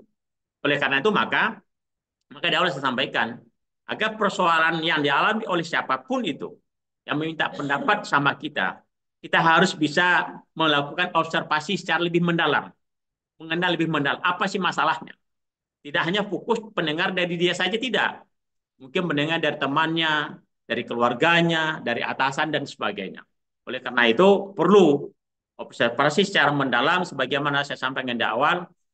Ini kita lakukan agar kita bisa lebih mengenal perusahaan yang sesungguhnya yang terjadi pada anggota kita. Itu kira-kira Pak Nur ya. Jangan hanya mendengar sepihak saja. Perlu juga kita mendengar dari temannya, rekannya, istrinya, anak dan keluarganya. Sehingga dengan demikian kita bisa mendapatkan informasi lebih banyak, lebih mendetail. Kita bisa menyimpulkan, mendefinisikan kata tadi. Oh, masalahnya ini. Nah, setelah kita bisa menyimpulkan atau membuat definisi persoalan yang ada di anggota kita, kita bisa menyampaikan ide, gagasan yang penting yang perlu dilakukan oleh anggota kita tersebut. Itu kira-kira Pak Nur, ya. Mungkin ada yang lain, silakan. Jam kurang 3 menit. Ada? Kalau saya melihat ibu-ibu dia nggak ada masalah kayaknya. Masalah mungkin di rumah aja ya. ketika Selamat pagi pertengahan Bapak, bulan. izin tanya. Silakan Ibu siapa nih? Izin Bapak, Ayo Bu, silakan Bu. ya. Izin Bapak tanya, sebaiknya untuk pemecahan masalah itu seperti misalnya di rumah sakit atau di klinik kan pasti ada komplain pengaduan pasien atau pengaduan atau dan lain-lainnya itu ya. Itu sebaiknya waktunya berapa lama Pak untuk pemecahan masalah itu Pak? Baik, 1 kali 24 jam atau berhari-hari sebaiknya gimana? baik, Pengaduan pasien dan komplain pasien Pak biasanya. baik, Dokter Kori ya. Ini tetangga Ya, ikut nyimak juga siap, ini. Bang, beliau ini kan di siap Bapak kalau klinik di nanti. kantor ya. Kalau kita sebagai staf pelayanan memang nggak jauh dari komplain itu. Oh, siap. Komplain yang muncul ketika nggak sesuai harapan pelanggan. Kayak sesuai harapan dari yang berobat. Oh, ibu ini begini. Oh, banyak begini. Itu wajar. Ya. Yang perlu kita simak secara bersama, kalau kapasitas kita sebagai pelayan, yang perlu kita apain pertama adalah pasti komplain itu akan kita alamin. Suka atau tidak suka kita, itu yang kita tanamkan dalam pemikiran. Pasti ada komplain, dari siapapun itu. Nah, ketika tadi komplain, tanggahan, mungkin protes dari pelanggan kita, pasien kita, ya, tentu kita mungkin secara regulasi punya, ya, ada aturannya. Komplain, oh tahapannya seperti ini. Komplain Siap. dari pasien, oh, solusinya seperti apa. Nah, kalau dari segi regulasi aturan, kalau kita sudah melakukan, mungkin pasien yang berobat melakukan protes dan melakukan sesuai regulasi yang ada, belum ada solusinya juga, kita bisa memberikan solusi secara terbaik melalui musyawarah. Artinya bagaimana pasien itu? Apa sih masalahnya sebenarnya yang terjadi? Kan? Tapi kadang-kadang kan banyak dari mohon maaf yang protes itu, yang melakukan sanggahan itu, dia nggak mau tahu, udah ibu aja menyelesaikan. Pokoknya saya namanya apa yang saya tidak terima. Ini kadang-kadang berpikir kita ini secara sempit ya. Hanya beban masalah aja sampai ke sama orang, tapi dia tidak responsif, tidak aktif. Harapannya ketika kita mengalami hal seperti kita juga aktif mendengarkan, menyimak atau memperhatikan apa yang disampaikan oleh yang bersangkutan. Tapi kadang-kadang kan yang namanya pemprotes itu kan tidak mau mendengarkan, hanya protes saja.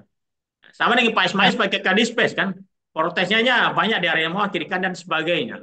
Nah, harapannya kita sebagai manusia juga berpikir secara dewasa. Yang memberikan pelayanan ke kita itu tidak Tuhan. Kita kan manusia memiliki keterbatasan, memiliki kemampuan, memiliki keterbatasan waktu dan sebagainya. Oleh karena itu, ini secara bijak, sabar, apa adanya, senyum. Kan udah ada 5M atau apa di istilah di rumah sakit tuh, Bu Korea. 5M ya? Sapa, salam, Bapak, senyum. tiga S. Kan 5M kan? Siap. Sapa, senyum, salam. Sapa, senyum, salam. Apa lagi? Apa lagi yang kelima? Saya lupa saya karena bukan seorang medis ya. Apa Bu Meli? Hah? Kalau dari Rumah Sakit Dr. Bratanata Jambi ada senyum, salam, sapa, semangat, solusi, sopan, dan santun. Wah itu berapa? Bukan 5 lagi, 7 ya? 7 izin Bapak, Wah, ultimate 7. service. Nah, 7 Ya, salah. itu rumah sakit. Siap. Kalau berarti 2024 5M ya, sekarang 7 ya. Siap. Proses Jadi belajar. Jadi seperti apapun itu kita sebagai insan pelayanan ya, tetap kita sapa, salam, senyum. Seperti apapun nadanya tinggi dalam memberikan sanggahan tentang bagaimana kita tetap senyum. Risiko kita sebagai pelayan kan itu Bu. Ya, mudah-mudahan walaupun kita diomongin seperti apa bisa mengurangi dosa kita lah. Itu aja menurut saya. Ya, mungkin itu teman-teman mengingat waktu ya. Kita udahi saja karena untuk materi berikutnya WI sudah datang. Saya mohon maaf kalau ada khilaf dan salah, mungkin keterbatasan waktu ya. Cepat di belakang saya sampaikan karena waktu saya juga agak pendek ya, sehingga aja kita tidak bisa berbicara atau berdiskusi lebih banyak.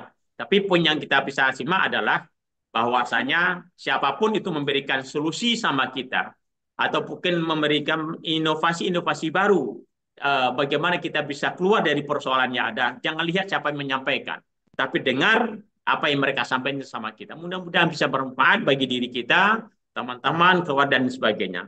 Tetap semangat kita dalam bekerja dan berbuat. Mudah-mudahan sumbangsi kita dalam membangun bangsa dan negara ini menjadi amal bagi kita semua. Tetap semangat. Demikian Ya Rabbal Alamin. demikian yang saya sudahi. Wabillahi taufiq wal hidayah. Assalamualaikum warahmatullahi wabarakatuh. Saya mohon maaf. Makasih ya. Makasih Waalaikumsalam Kolonel. warahmatullahi Sehat wabarakatuh. selalu. Waalaikumsalam. Terima kasih Bapak. Wahyu Betul, menyimak aja dari tadi ya. Ya, Makasih Terima Pak Yu. kasih Salam Bapak. Baronahan ya. Oke. Terima kasih Bapak. Makasih, Makasih Coba Jun. Pak. Terima kasih Bapak. Bukan ini berarti ya.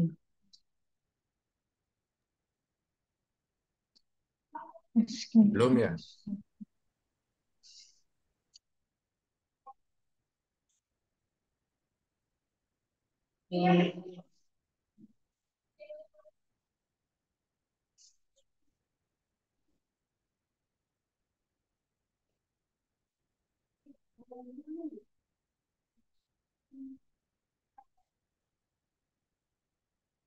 Kan sudah kasih ya.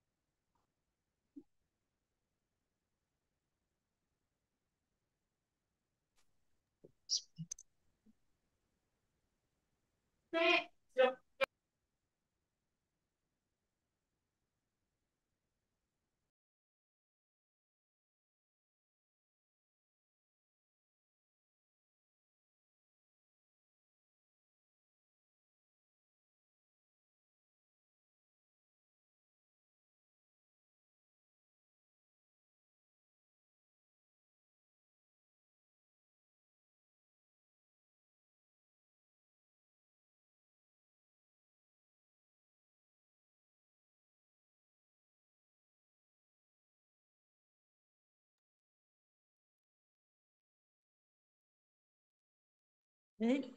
Assalamualaikum warahmatullahi wabarakatuh, Bapak Ibu semua. Selamat siang. Waalaikumsalam warahmatullahi wabarakatuh. Waalaikumsalam Waalaikumsalam warahmatullahi wabarakatuh. wabarakatuh. Selamat siang, Munajin. Siang Ibu. Selamat siang, Manajin. Baik, bisa dilanjutkan Bapak Ibu.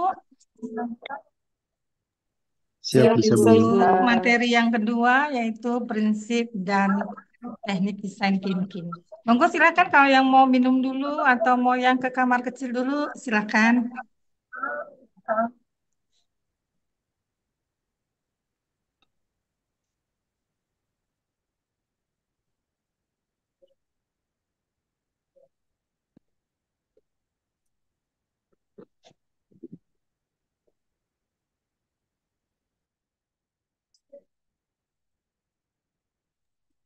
Baik, bisa kita mulai ya Bapak Ibu. Dokter Kori, selamat siang.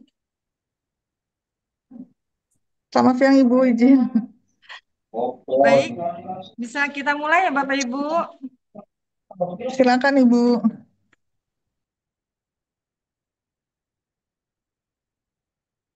Baik, selamat siang Bapak Ibu semua. Assalamualaikum warahmatullahi wabarakatuh.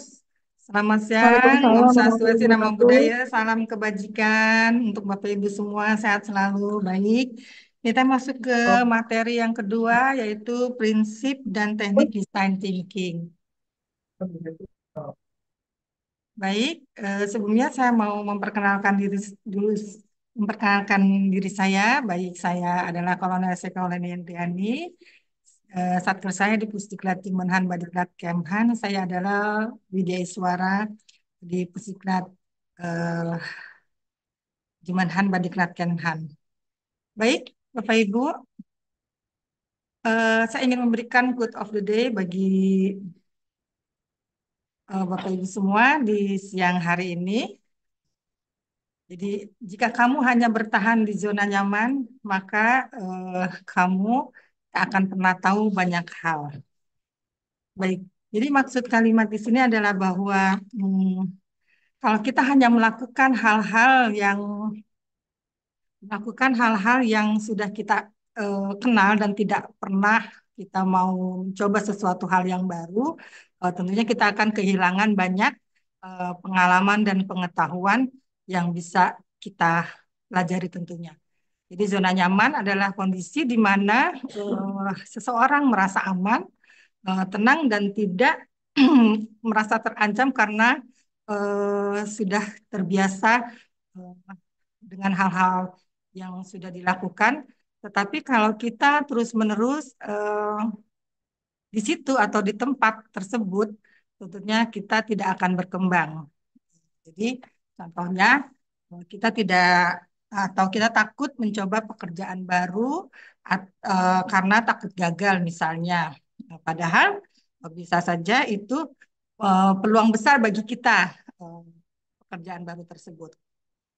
Dan mungkin kita tidak berani bicara di depan umum karena malu mungkin, padahal itu bisa meningkatkan kepercayaan diri kita. Jadi maksudnya keluar dari zona nyaman memang menantang, tapi disitulah kita akan tumbuh dan belajar lebih banyak tentang dunia yang baru dan tentunya tentang diri kita sendiri. Mungkin kita mempunyai sesuatu yang terpendam yang kita tidak tahu, yang itu akan merupakan hal-hal yang positif bagi diri kita. Mungkin contohnya dalam konteks ASN ya atau TNI, mungkin jika seorang ASN atau TNI melakukan tugas-tugas yang rutin, yang sudah biasa ia lakukan tanpa mencoba hal-hal yang baru atau menantang, maka ia tidak akan tentunya berkembang. Tidak akan belajar keterampilan baru dan tidak akan mengetahui potensi yang ada pada dirinya. Dalam dunia ASN atau TNI, zona nyaman jadi bisa berupa hanya mengerjakan pekerjaan administratif yang sama setiap hari, tidak mau belajar teknologi baru, karena sebenarnya teknologi itu kan harus sesuai dengan perkembangan zaman dan mau tidak mau kita harus menyesuaikan dengan perkembangan tersebut. Misalnya tidak mau ikut pelatihan atau diklat, atau yang TNI misalnya tidak mau sekolah, takut dipindahkan keluar Jawa, ke Papua atau Kalimantan yang sudah nyaman di zona misalnya Jawa, seperti itu. Itu tadi menolak pindah ke daerah-daerah yang menantang. Baik, saya harap Bapak Ibu semua untuk tidak selalu berada di zona nyaman ya. Jadi harus mau berkembang dan harus mau melakukan perubahan.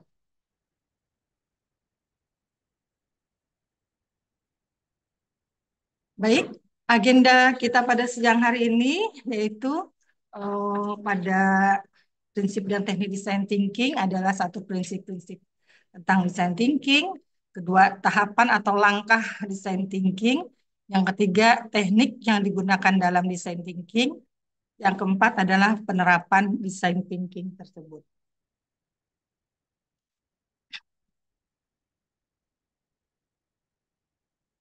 mungkin tadi Bapak dan Ibu sudah dengan Pak Rohim ya. Mungkin Bapak dan Ibu tahu apa yang Bapak Ibu ketahui tentang design thinking.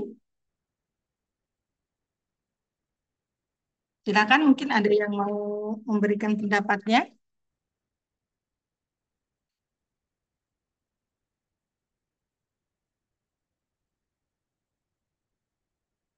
Apa yang Bapak Ibu ketahui tentang design thinking?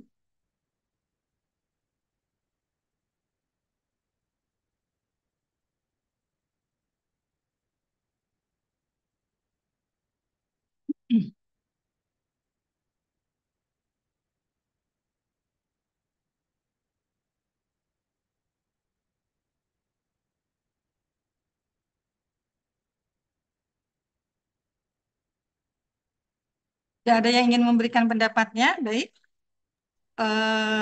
Saya coba. Jadi pengertian design thinking adalah suatu pendekatan yang digunakan untuk memecahkan masalah secara kreatif dan inovatif. Jadi design thinking itu berfokus pada pemahaman yang lebih mendalam terhadap kebutuhan pengguna dan tentunya menciptakan solusi yang relevan dan efektif untuk perbaikan yang lebih baik tentunya. Nah, mengapa menggunakan design thinking? Mengapa perlu menggunakan design thinking? Mungkin tadi juga Pak Rohim sudah, saya dengar tadi sudah berikan penjelasan ya secara sekilas. Jadi, design thinking itu mengurangi risiko sebelum meluncurkan ide baru. Yang kedua, mempercepat proses pembelajaran. Yang ketiga adalah design thinking itu untuk menghasilkan solusi yang inovatif, bukan cuma incremental. Maksudnya adalah di sini menciptakan jawaban atau pendekatan yang inovatif dan baru, yang tidak hanya tentunya berupa pendekatan bertahap atau perbaikan kecil dari apa yang sudah ada, tapi juga merupakan lompatan yang besar dalam cara kita menyelesaikan masalah atau mencapai tujuan.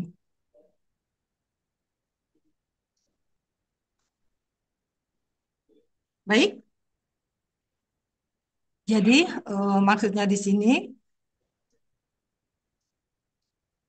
dengan design thinking tentunya kita nggak akan asal bisa bikin produk atau ide berdasarkan asumsi, tetapi kita validasi sejak awal, bertahap, dan cepat belajar dari kesalahan kecil sebelum kesalahan itu menjadi besar dan akhirnya menjadi mahal. Nah, dengan design thinking juga sangat efektif untuk mempercepat proses pembelajaran tentunya, baik dalam konteks individu maupun tim maupun organisasi. Jadi design thinking membantu kita belajar lebih cepat karena pendekatannya itu mengutamakan aksi cepat, tetapi bukan teori saja, percobaan langsung, dan juga umpan balik nyata dari pengguna. Nah, design thinking juga mempercepat proses pembelajaran karena kita langsung masuk ke lapangan, terus kita bereksperimen dan mendapat feedback yang nyata, mungkin dari pengguna ya. Jadi lebih cepat tahu apa yang berhasil, apa yang gagal, dan apa yang harus diperbaiki. Apa yang berhasil, apa yang gagal, dan apa yang perlu diperbaiki. Nah, selanjutnya solusi incremental atau perbaikan kecil ini seperti kita memperbaiki apa saja yang sudah ada, tapi tidak terlalu berbeda dari sebelumnya. Sebagai contoh, misalnya dalam aplikasi misalnya di tempat kita bekerja, kurang adanya fitur, jadi bisa menambahkan fitur baru di aplikasi, misalnya untuk mempermudah pekerjaan yang lain.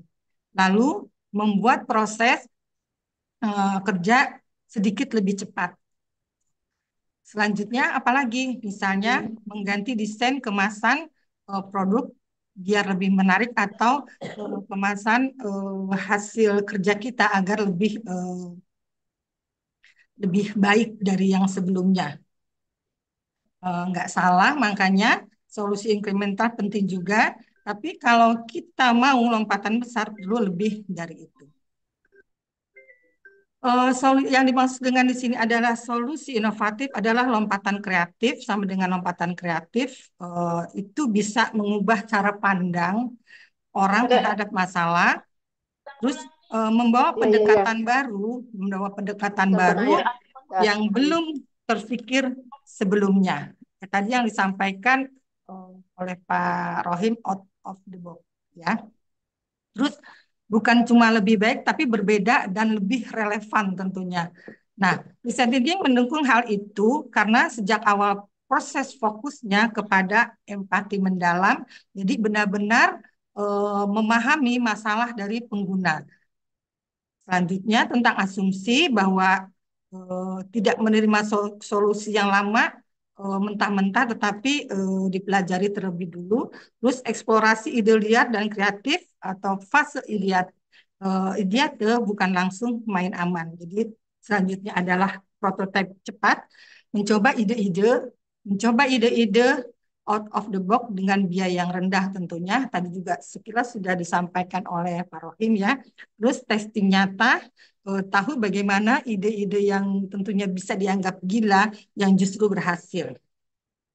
Baik, di sini saya akan coba menyampaikan perbedaan inkremental dengan inovatif. Jika inkremental, contohnya adalah restoran cepat saji menambah varian, seperti misalnya cepat saji tidak ada hal-hal yang baru ditambahkan, misalnya contohnya dengan varian burger baru atau menu yang lainnya. Sedangkan inovatif, hasil dari design thinking, membuat konsep self-ordering smart table yang bisa pesan dan bayar dari meja tanpa harus antri. Itu tadi mengapa kita harus design thinking, ya. Baik, kita masuki agenda yang pertama, yaitu prinsip-prinsip design thinking. Jadi prinsip-prinsip design thinking itu ada 5. Yang pertama adalah empati, yang kedua adalah iterasi, yang ketiga adalah kolaborasi, yang keempat adalah user-centered, yang kelima adalah eksperimen. Jadi prinsip design thinking itu mengacu pada nilai-nilai dan filosofi. Yang perlu digarisbawahi yaitu nilai-nilai dan filosofi yang mendasari tentunya pendekatan ini. Nah, prinsip-prinsip ini memberikan panduan atau cara berpikir dan sikap yang harus diadopsi oleh tim dalam memecahkan permasalahan tersebut. Prinsip ini lebih bersifat filosofi dan merupakan panduan sepanjang perjalanan proses desain tersebut. Baik, yang pertama adalah dalam proses desain, dalam prinsip desain thinking itu adalah empati. Maksudnya empati di sini adalah menempatkan diri pada posisi pengguna untuk memahami kebutuhan, harapan, dan tantangan mereka. Sebagai contoh, katakanlah Anda mendesain aplikasi untuk membantu orang tua yang kesulitan berbelanja online contohnya. Jadi pada tahap empati, Anda akan mewawancari orang tua tersebut untuk memahami tantangan mereka, apa sih yang membuat mereka merasa frustasi dengan teknologi. Karena kita tahu sendiri ya bahwa orang tua itu daya pikirnya juga sudah mulai melemah, mungkin dia tidak mau yang rumit-rumit kan, maunya yang mudah dan cepat dipahami. Nah, bagaimana berinteraksi dengan aplikasi yang ada dan kebutuhan mereka yang mungkin tidak terlihat jelas pada pandangan pertama. Nah, tujuannya di sini adalah daripada empati, menggali masalah nyata pengguna dengan berbicara langsung kepada mereka. Nah, diharapkan hasilnya itu adalah mendapatkan wawasan tentang kendala pengguna teknologi oleh orang tua tersebut. Misalnya kesulitan membaca teks yang kecil, atau kebingungan dengan navigasi, atau kecemasan tentang keamanan pembayaran online. Nah, di sini saya akan memberikan contoh konteks bagi ASN dan TNI dalam empati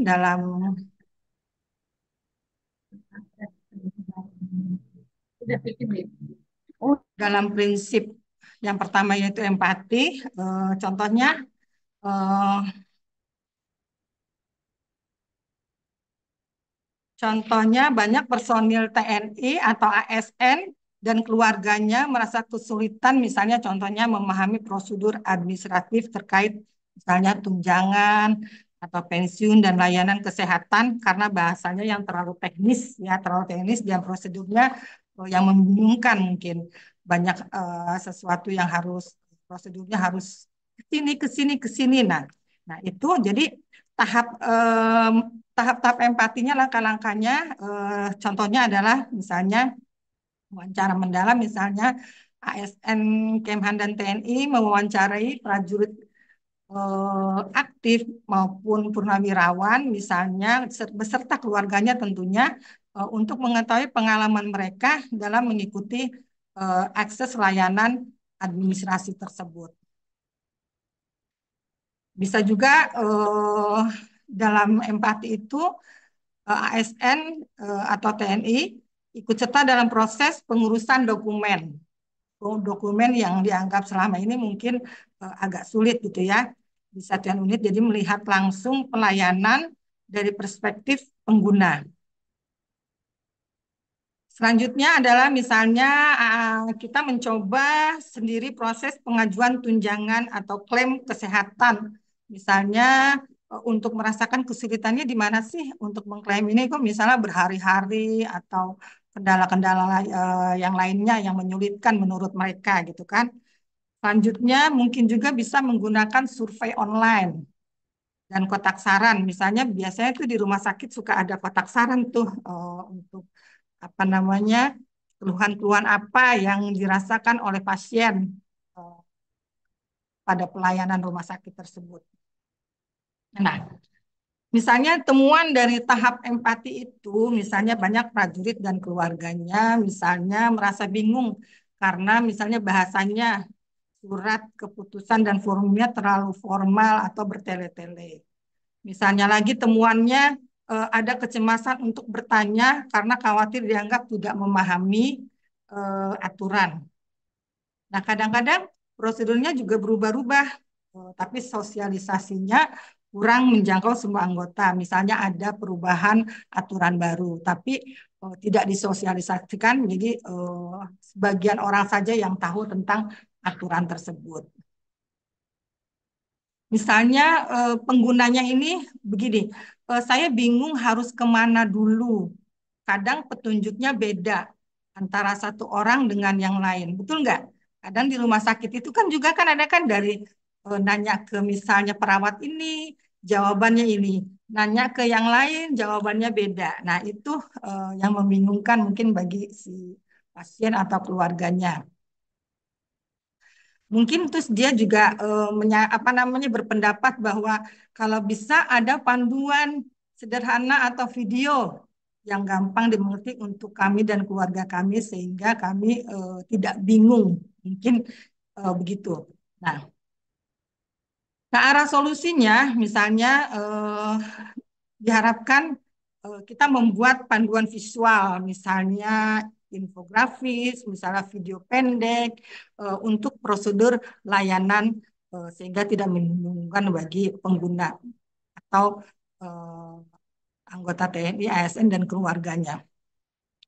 Atau mungkin arah solusinya membentuk tim pendamping administrasi di tiap satuan yang bisa menjelaskan prosedurnya dengan lebih sederhana. Mungkin di sini di staff pers misalnya di satuan ya. Atau membuka hotline WhatsApp untuk tanya jawab seputar administrasi tersebut. Ini biasanya kalau masalah-masalah yang seperti ini di rumah sakit banyaknya yang terkendala ya, banyak yang kurang paham gitu. Tapi tidak menutup kemungkinan di tempat lain atau di bagian lain juga ada hal-hal seperti itu.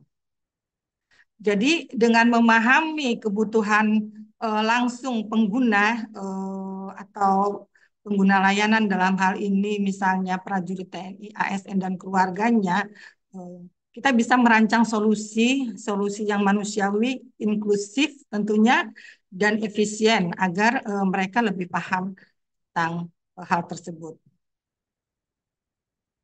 Baik, selanjutnya yang kedua adalah iterasi. Maksud dari iterasi di sini adalah proses desain yang bersifat berulang. Jadi setiap tahapan diulang atau diperbaiki berdasarkan feedback yang diperoleh tentunya dari pengguna. Contohnya, misalnya setelah membuat prototipe aplikasi, Anda atau kita mengujinya dengan pengguna, mengumpulkan umpan balik, dan kemudian memperbaiki desain sebelum diuji. Contoh misalnya yang terkait dengan konteks ASN, misalnya ASN, Kemhan atau TNI misalnya sedang mengembangkan aplikasi digital untuk layanan administrasi prajurit. Misalnya contohnya pengajuan cuti, klaim tunjangan, pengecekan status pensiun, dan lain sebagainya. Nah, langkah-langkah iteratif yang dilakukan bisa berupa prototipe awal, misalnya tim IT dan ASN dan kita membuat versi awal aplikasi berbasis web yang digunakan komputer kantor misalnya. Misalnya fitur login pengguna, form cuti, notifikasi status, dan lain sebagainya. Nah, uji coba terbatas atau user testing, misalnya aplikasi diuji oleh 30 orang prajurit atau ASN di satuan tertentu. Misalnya setelah ada uji coba, feedbacknya banyak yang bingung, misalnya masalah letak tombol, formulir terlalu panjang, atau tidak semua satuan punya akses komputer. Jadi iterasi pertama di sini yang setiap iterasi yang pertama proses yang bersifat berulang yaitu desain antar muka mungkin lebih disederhanakan. Di komputer itu lebih disederhanakan, terus tambahan mungkin ada tambahan tambahan versi mobile friendly atau misalnya potong prosesnya, misalnya ada 10 langkah untuk untuk seperti tadi yang form cuti gitu ada 10 langkah disederhanakan menjadi 5 langkah atau mungkin lebih disederhanakan